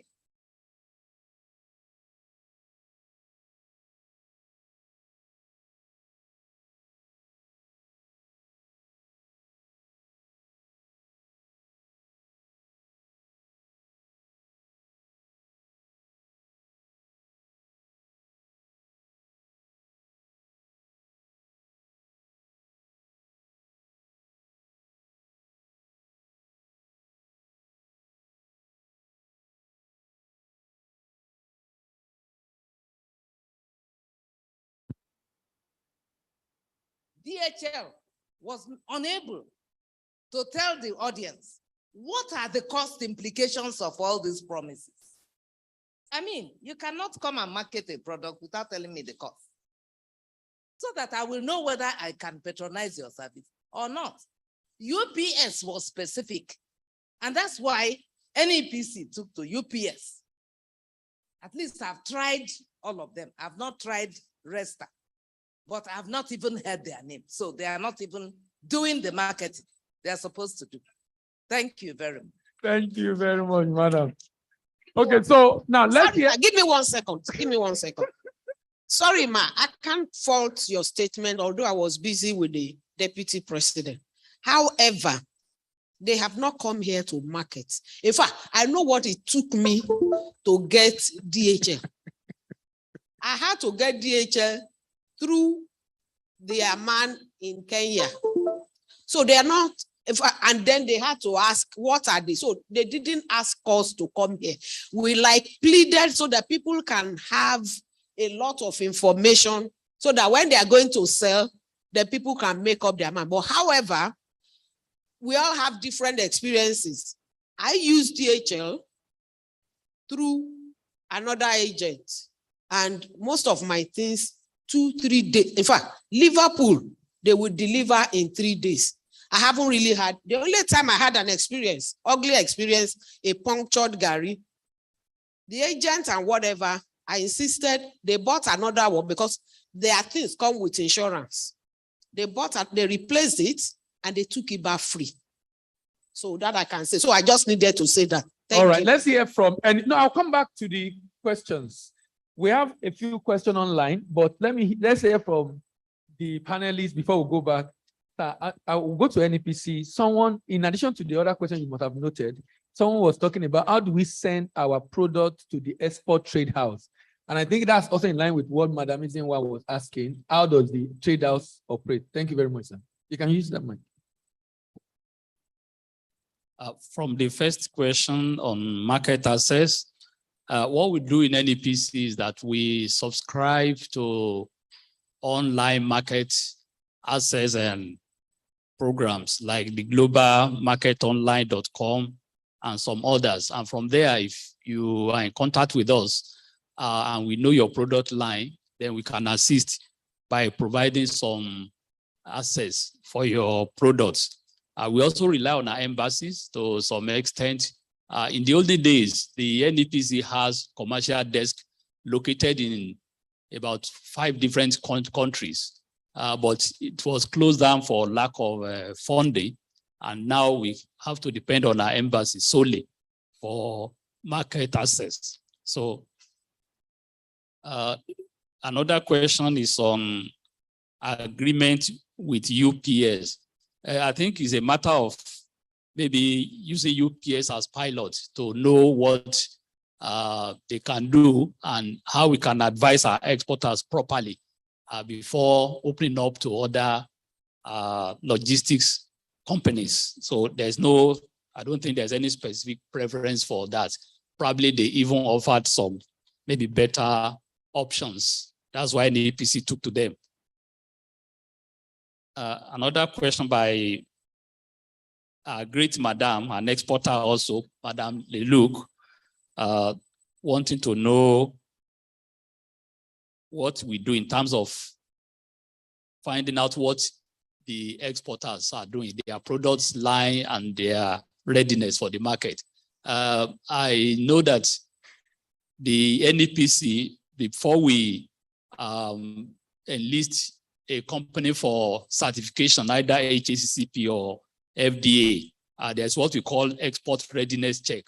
We go through the processes of the company to see their products, to see their production line, and to see how do they receive their raw materials, how do they store, how do they process, and to see the details of what advice we can give to them before they are shortlisted for such programs. So we do that at our level, and that enables us to know what they are doing and which product is qualified for which market. So we do that once in a while, especially when we have a program that relates to international market access.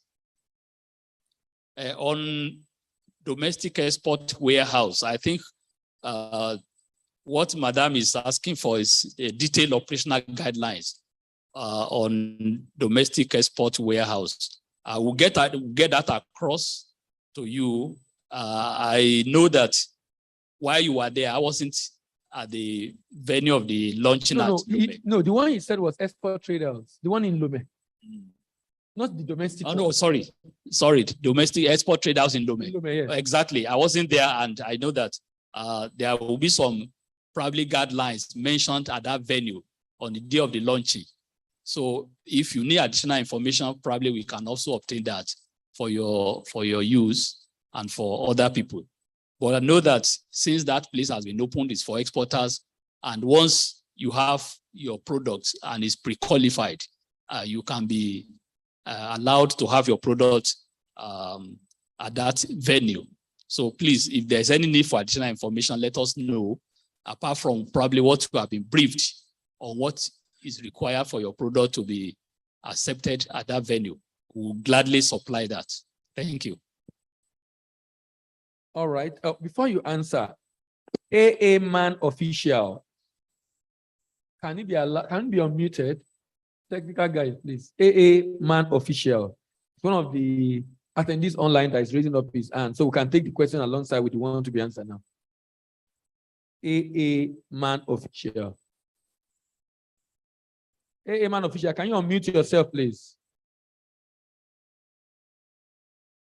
I'm not sure. Okay, maybe it's not here. Okay, let's hear from. Okay, the question that where the locations that we deliver, we can actually deliver across the globe, in African countries, in Europe, Asia, America. So all it takes is all you need to do once your product has been confirmed, or we have profile and it's acceptable by the location or the country, definitely we can, deliver, for you. And we do door to door, port to port, door to port, port to door, by air and by sea. Of course, for African countries, West African countries, like I said, by road. And we are also spread in Nigeria. We have offices, about over 165 offices across Nigeria. So we can pick up your product anywhere in Nigeria and able to fast track the delivery to anywhere in the world. Thank you.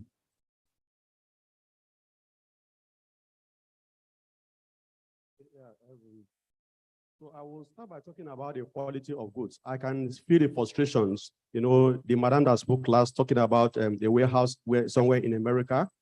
I visited, and Nigerian goods there are not what it's supposed to be. And it's important to know that the quality of good we export out of Nigeria represent us. It represents the image the global world see. And that, again, for us in DHL, during the Brexit initiative or the Brexit implementation, and it's still ongoing, we try to discourage our local people of our exporters in Nigeria to drift away from shipping counterfeit goods. It's a big challenge, and the quality of goods. Early this year, I was in a function like this with Mr. Shegwe Awolowo. I think it was the Nigerian Export Promotion, where we talk to people about how to improve your good to be able to advertise on Amazon. If you get the quality expectations of Amazon, before you benchmark it, whatever you want to export to any part of the world or within this African country that are ratified to abstract, is a gold mine for you, and it's a silver bullet in terms of your business growth and expectations. So talking about the partnership with Nigerian Export Promotion, well, it's a feedback, and we've exchanged contacts, and we take it off from here. Then again, competitiveness in terms of rates.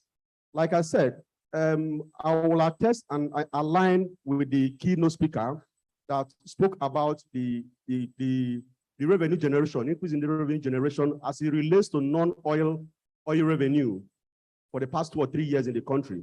It is the same for us as an organization. We discovered that most revenue are now being lied on the export environment as opposed to the imports when the oil and gas industry were booming in Port Harcourt and River State and the rest of them. So it's a gold mine for us and a silver bullet for Nigeria as an economy if we get our ass right and get the political way to implement these policies and stop being bottlenecks to ourselves. That is a challenge, because most issues we're the bottleneck to ourselves. The politics are there, but we will try to do shortcut to circumvent the system to our own benefit or the benefit of our principals and not making it to work. So in terms of rates, we try as much as possible to remain competitive in line with the quality of service we deliver. I will tell everyone everywhere, if you come into Lagos and you decide to stay in a hotel in Ojuelegba, and there is no AC, only fan, it is your decision. If you come into Lagos and you decide to stay in the new Marriott Hotel, sorry, I'm mentioning companies' name, it is your decision because of the value you see in those essence. So in DHL, we pride ourselves at being the world logistic leading organization, but at the same time, when it comes to SMEs, like I mentioned earlier, the e-commerce partnership from the normal to the e-commerce, which young people in Nigeria are making a living out of. People are making huge money in terms of foreign earnings. We try as much as possible to make our rate competitive. If you come clean and come clear with us and let us know the volume you're going to export, your product, we'll look at your product and advise you on how to go about packaging it, putting the value on them. You get the best possible rate as it relates to your volume and your destination of exports. Then talk about the delivery in Agor. Well, apologies, whether it is me who went to Abuja to make that promises or my colleagues. I was on in Abuja, but it's a feedback for us. And probably after now, I'll meet the madam to get the feedback. Feedback, any good business has a feedback because a life, unexamined life is not worth living. We take the feedback and see how we can plug it into the current reality and see how we can move on. Then, madam, talk about the seminar. Whether the seminar we're organizing is still ongoing. Yes. For every initiative and ideas that comes on board, we try to look for a way to organize seminars to educate the people because information is key. What you don't know, you don't know. To educate the people on the expectation to ensure their goods and services move from point A to point B. Early this year, I was in one organized by American Consulate at Ife, at Uni of Ife's Palace. It was teeming population of people who are producing locally made agricultural products. And it was a wonderful event, 2-3 days. A few weeks ago, we were calling in a hotel on Victoria Island there. So seminar is ongoing. If the abstract initiative comes into full fruition, definitely we'll go, like I said, all African countries have their various requirements. We'll be able to aggregate all their requirements to ensure that we have a seamless pickup and delivery to those environments and educate our customers same. Thank you. All right, let's take some other questions. So someone was raising up a hand there. Yes, one. Any other question? Two. I hope I'm not missing out anyone. Okay, let's take those two last questions before we close the panel.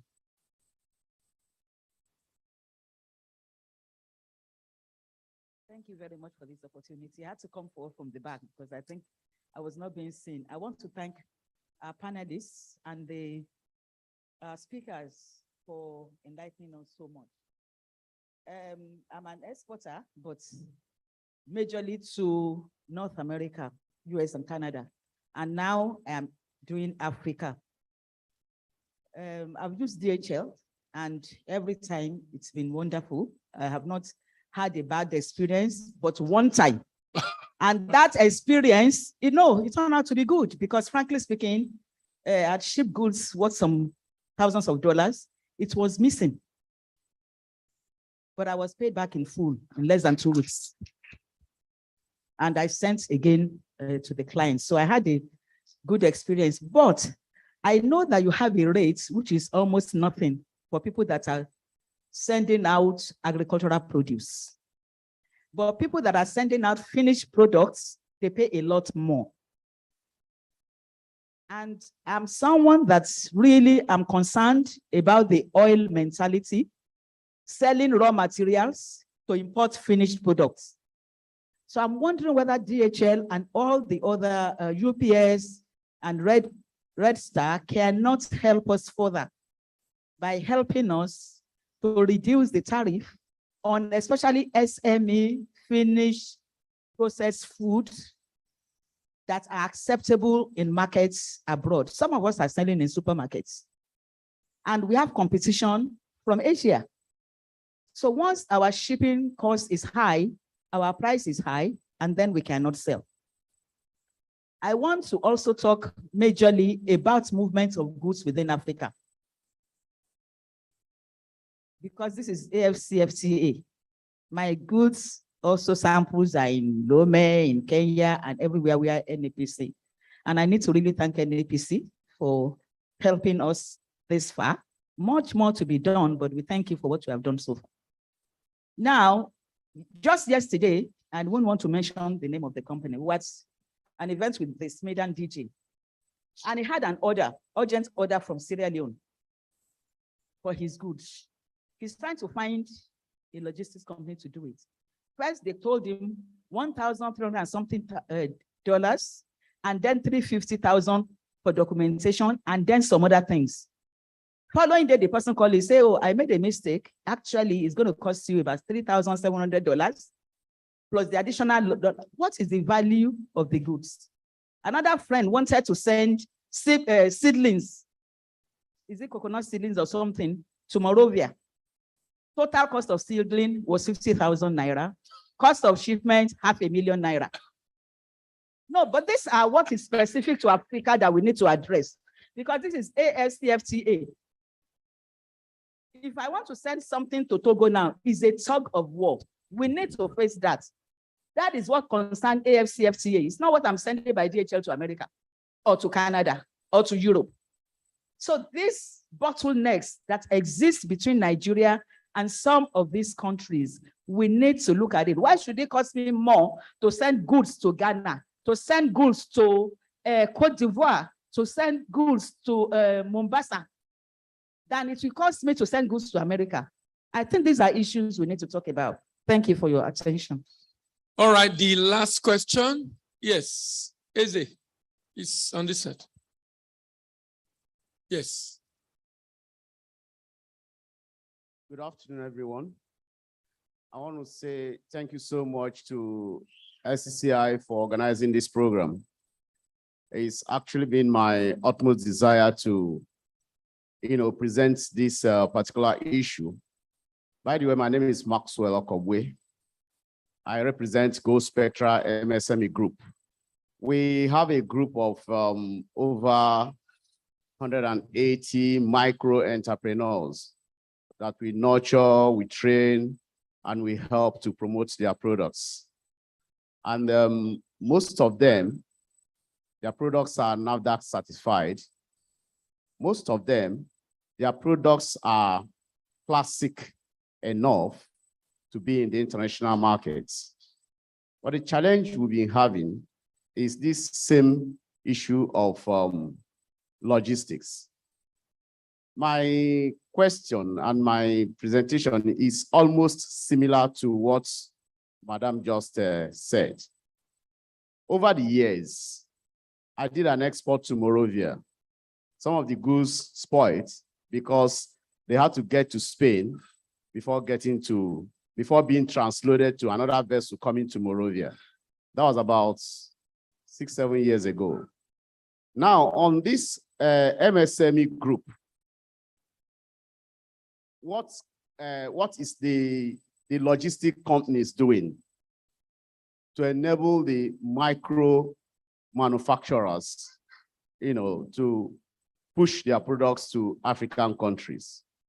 What are their plans? They need to be very specific about how to help the micro entrepreneurs, because I can bet you most of the customers they have there are on the medium scale, either on the medium or on the large scale. What are their plans for the micro entrepreneurs? Because no nation can survive without the micro businesses, whether I take it or not. No nation can survive without the micro entrepreneurs. They form the majority of the economy.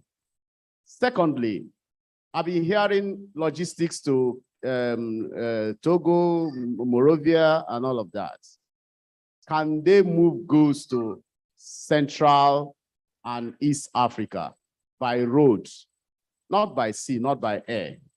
Because movement of goods by air, by the time you do the calculations, Madam just mentioned one of it here, but I can bet you if they can develop the road network, it will alleviate the high cost of logistics of products to East Africa, to Central Africa. Mr. Ruben is my friend. As I speak right now, he's in Southern Sudan. He's doing a lot of work over there to see how these things can be possible. It is a major bottleneck. If we cannot be able to move goods from here to Central Africa, to Uganda, to Kenya, to Congo Brazzaville by road, I can bet you we've not started. Thank you very much. Thank you. Thank you. Where is the chairman, Madam Bosun? I would like to make a suggestion on this as a fallout of this event. I don't know, maybe at the next meeting, at least before the end of the year, it would be good if you can have a meeting where you invite the logistic company to come and do a presentation on a model they have. So that, like what he said, and DHL and Ruben, a model that such that if you say, look, if you have 10 people that can put together this number of kg to so and so country, we can do it at this price. So that it then becomes easier to talk to other people that are looking at that market and see how you can put them together in a pool to push it. So, I mean, and if LCCI is doing that advice, shouldn't just be for a member, maybe for other people that also might eventually join LCCI. But I think because it's a big challenge for transport, but I know if we can have that kind of arrangement, it will significantly reduce the price. He was talking about Central Africa, and it's good, you know, Mr. Ruben. He was one I worked with for Cote d'Ivoire, and it was a smooth ride getting to Cote d'Ivoire in less than a week. And like you said, he's doing Central Africa and East Africa. But I believe there might be other people. Madam Bosun, I hope you're hearing me. I believe there are other people that are doing what Mr. Ruben is doing. Together with DHL, UPS, as many as you can get. For them to come and present, do they have a package for SME that, okay, if I can get SME coming together that can do minimum of maybe 1,000 kg or 2,000 kg to so and so country, that kind of pricing, I think will help. All right, thank you. Yes. Thank you very much. I think there is currently the West African Cross-Border Trade Organization at Mile 12 K2. They have trucks that moves to Ghana, Cote d'Ivoire, Central African Republic. Currently, if they can also be part of this process, that program. Yes, and be invited. Madam Bosun, did you get that? Madam Bosun, you're busy. Did you get that? Mr. Samuel is saying that. Yes, I mentioned that organization exists in West African Cross-Border Trade exists in Mile 12 K2.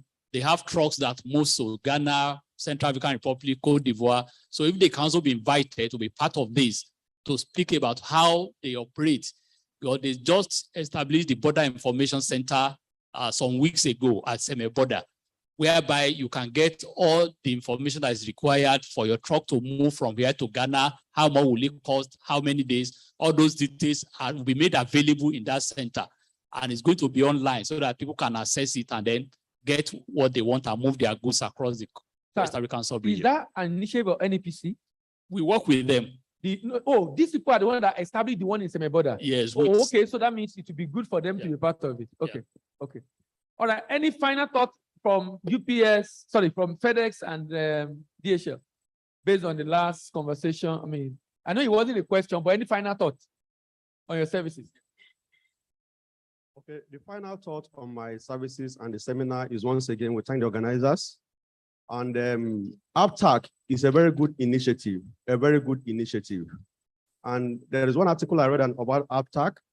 AfCFTA, is it a pipe dream or a silver bullet for the Nigerian economy? And for me, AfCFTA to be a silver bullet in the hands of Nigerians and Nigerians in diaspora. If and only if we're able to get our policy framework right and the political will to implement them. You know, just like the last speaker talked about trucking. In this time and age, I don't think that trucking is the best mode of transportation to items to Ghana. The rail system should be properly developed and make it faster. All over the world where DHL is operating, we use rail system for our inland movement for DHL supply chain, logistics supply chain to move pharmaceutical products and cold chain products. We know how long it's taking the government to complete between Mile 2 and Seme Border. So these are the challenges. So it's the organizers of this occasion cannot do it alone. Like when they are coming, people from the government who are responsible for the infrastructures that should be involved in making this a seamless process should be on board so that we'll know all of us be on the same page. Thank you very much. I want to thank the organizers of the program, the LCCI. Mr. Daly, thank you so much for inviting us. Like I said, cooperation is key for us to succeed in this quest. I really would like to encourage the exporters. Like I said earlier, that we have a platform where we use to really,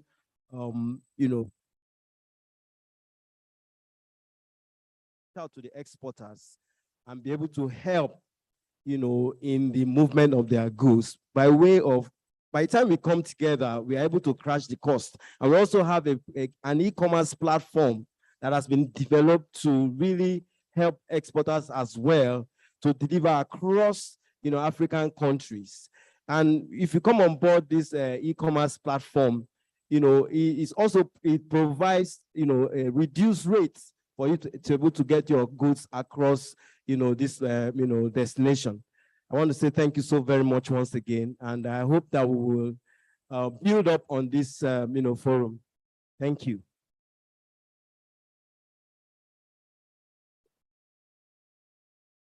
More about the AfCFTA, if you are interested, there is a program on radio every Wednesday by 6:15 on Nigeria Info, 6:15 p.m.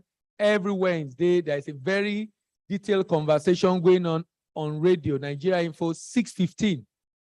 Nigeria Info, 6:15 p.m. every Wednesday. So if you want to learn more about and also ask questions during the program, you might want to join the program. Okay.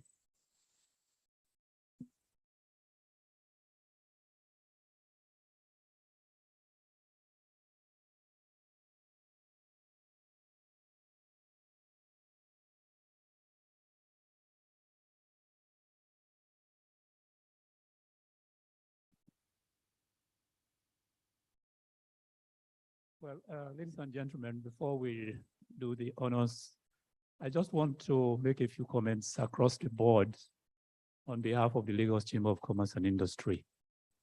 For those of us who are not members of the Lagos Chamber of Commerce, and even for some of us who are members, it's important to realize that this event is just like a tip of the iceberg of what really happens in LCCI.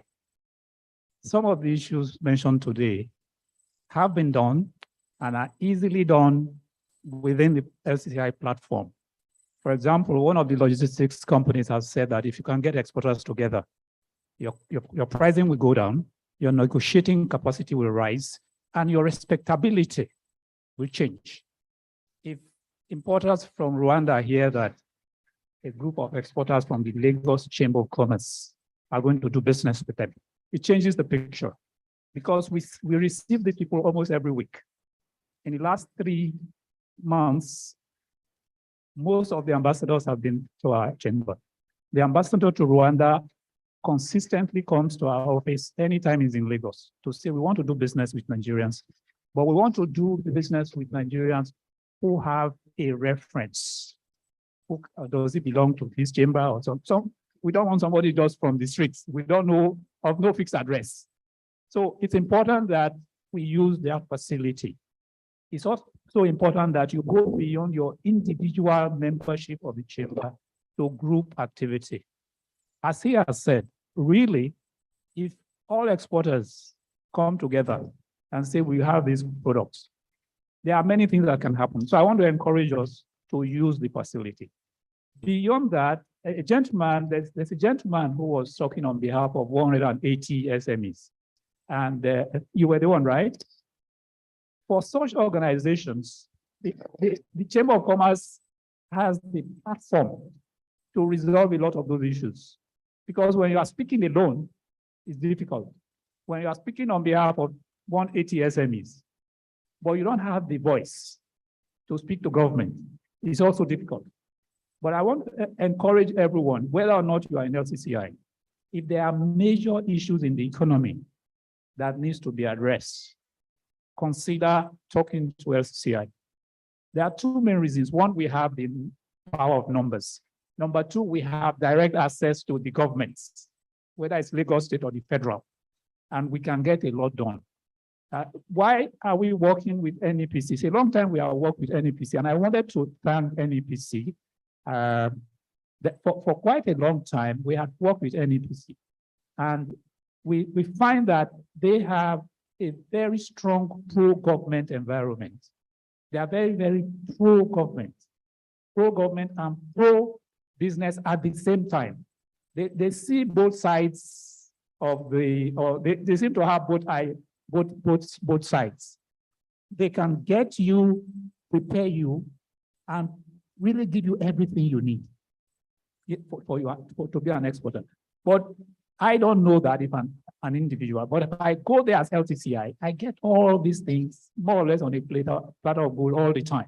So I want to encourage us, let us use a facility that is the LTCI is not just for our members, it's for the business community, the entire business community. So if we aggressively use it, we can resolve a lot of problems, because a lot of us believe that there are too many problems in Nigerian economy. But people are thriving in the same economy. People are thriving. Why are they thriving?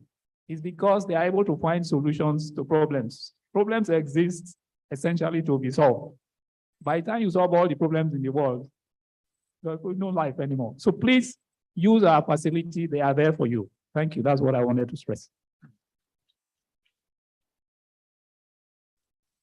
Thank you very much, sir.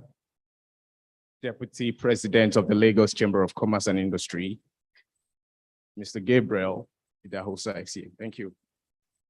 All right, thank you very much, my distinguished panelists, for this session. We'll be running off now. I think I take the photograph, right? Okay.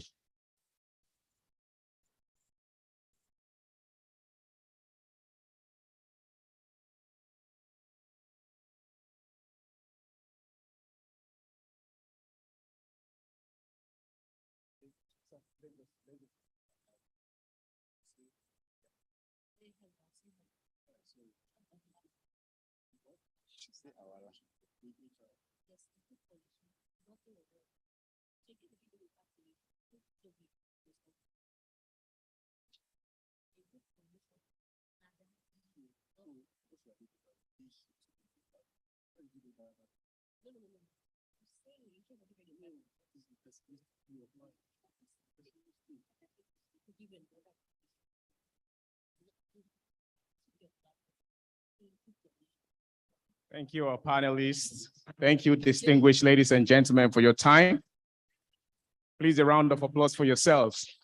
You would agree with me, it's been presentation of flag. Okay, at this point in time, we shall be presenting flags of honor to our distinguished special guest speakers. Thank you, sir.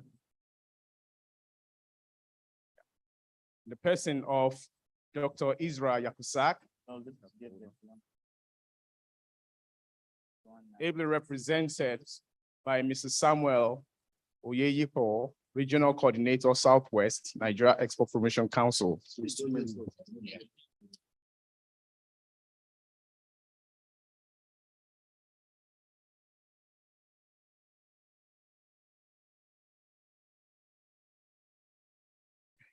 Thank you very much, sir. I'd also like to appreciate Mr. Muyiwa Adeseyoju, Country Manager Director, DHL International Nigeria Limited, who is ably represented by the Area Sales Manager, National and Major Customers, Mr. John Makunye. Thank you very much, sir.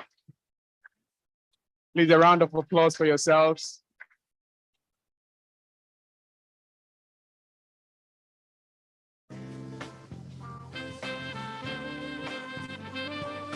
Thank you very much, sir.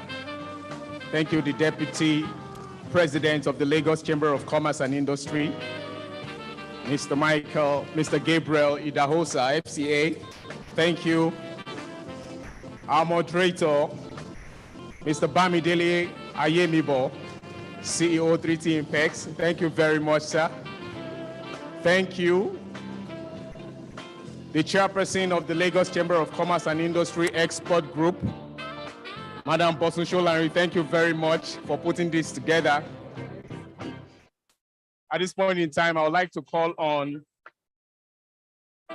the Director of Membership in the person of Mrs. Abosede Okeyemi to talk briefly on the chamber and also to give the vote of thanks. Please, a round of applause for Mrs. Abosede Okeyemi, Membership, Director of the Membership Department of the Lagos Chamber of Commerce and Industry.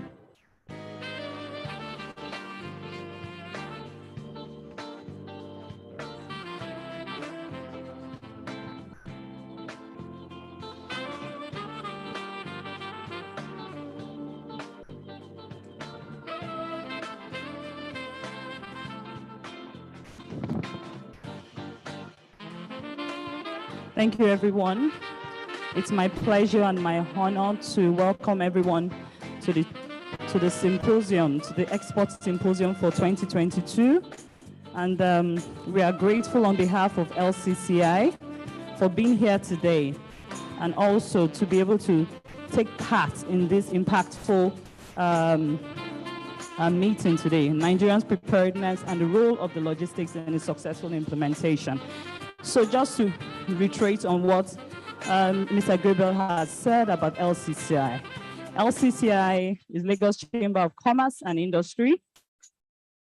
It's a non-profit organization that its sole aim is to promote and create and support the interests of the business community in the areas of trade, commerce, agriculture, and commerce. So I think that there's one very important part of LCCI, and I think, please, could I have one house, please?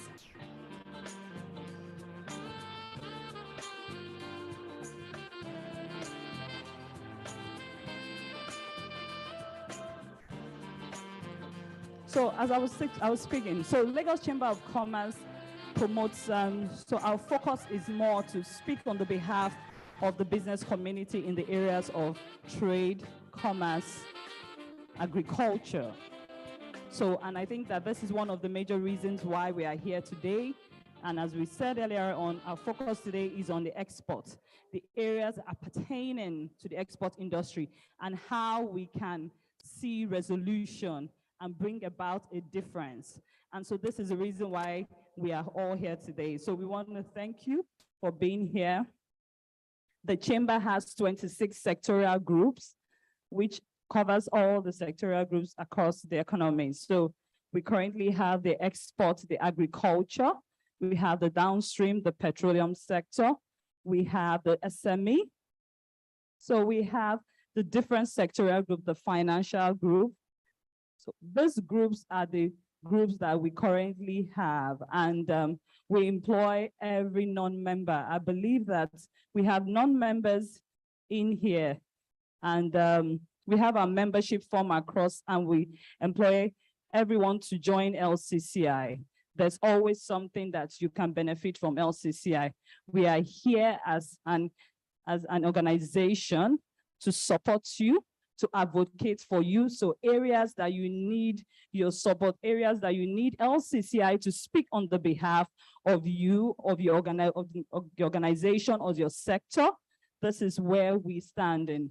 And we implore you to join LCCI. We have our membership officers across towards the extreme end of the door. Please kindly pick up a form and please fill the form and be part of LCCI. There are several opportunities, there are several benefits that cut across visibility, that cuts a connection, and you need partners. So we are here to provide these opportunities for you. And LCCI, as we always say, as you as a member of LCCI, you also have a role to play.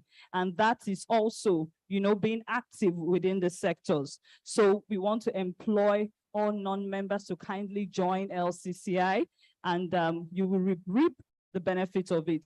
We have our trade fair that is coming up, and this is also an integral part of LCCI. LCCI is the oldest chamber.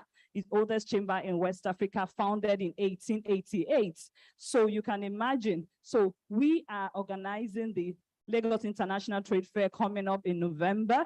So we employ all our members here to please be part of the trade fair. Be there. It is very, very important that you are there to be able to connect to B2B. There are a lot of important opportunities that are there. There are a lot of B2B connections, partners, collaboration that will afford you the opportunity when you are present at the Lagos International Trade Fair. Please, this is very important that you be at our Lagos International Trade Fair. It's happening at Tafawa Balewa Square. I think the details are at the extreme end where you can pick up a flyer. Then also we have our ICTEL, which is coming up tomorrow. So we employ all our members, every one of you, please be at the ICTEL event. This is one of the biggest ICTEL. It's the tech event, and it is going to be a showstopper. So imagine we have the who of who's is there, the opportunity for fintech people to come together to brainstorm and see how to move the country forward. So please, we implore you to be at the ICTEL event, which is happening tomorrow. It's happening at Muson Center. Please, we want you to be at the ICTEL event.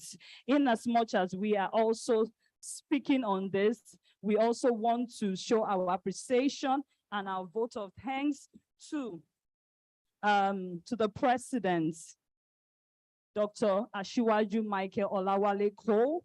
He is the president of Lagos Chamber of Commerce and Industry. Sir, we want to say thank you, our amiable president, and also to the council members who are at this place today. Mr. Gabriel Idahosa, we want to say thank you very much for coming and representing LCCI. Also, we want to say thank you very much, Madam Bosun.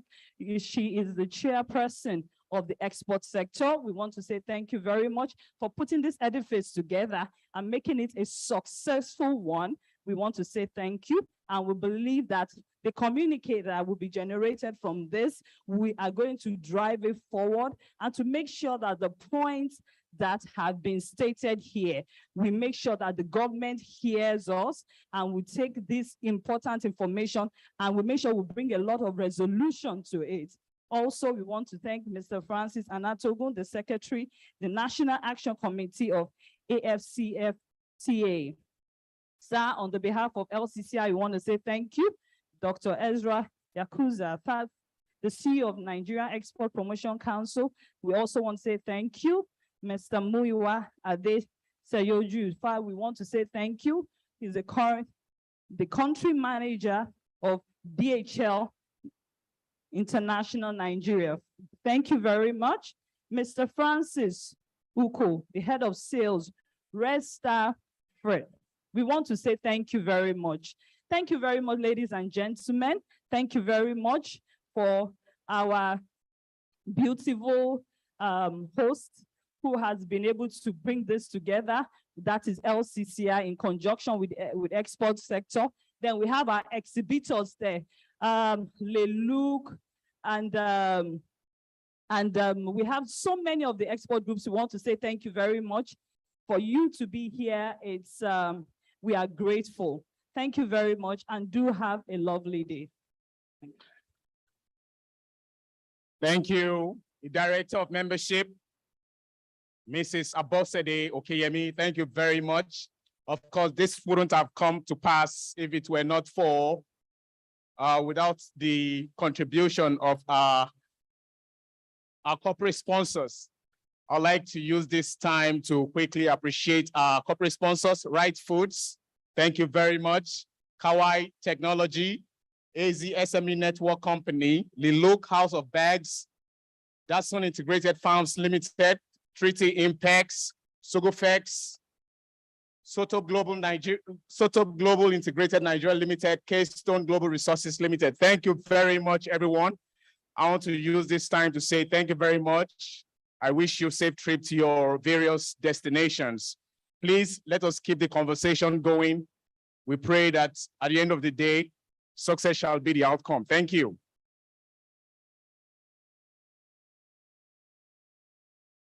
Thank you very much.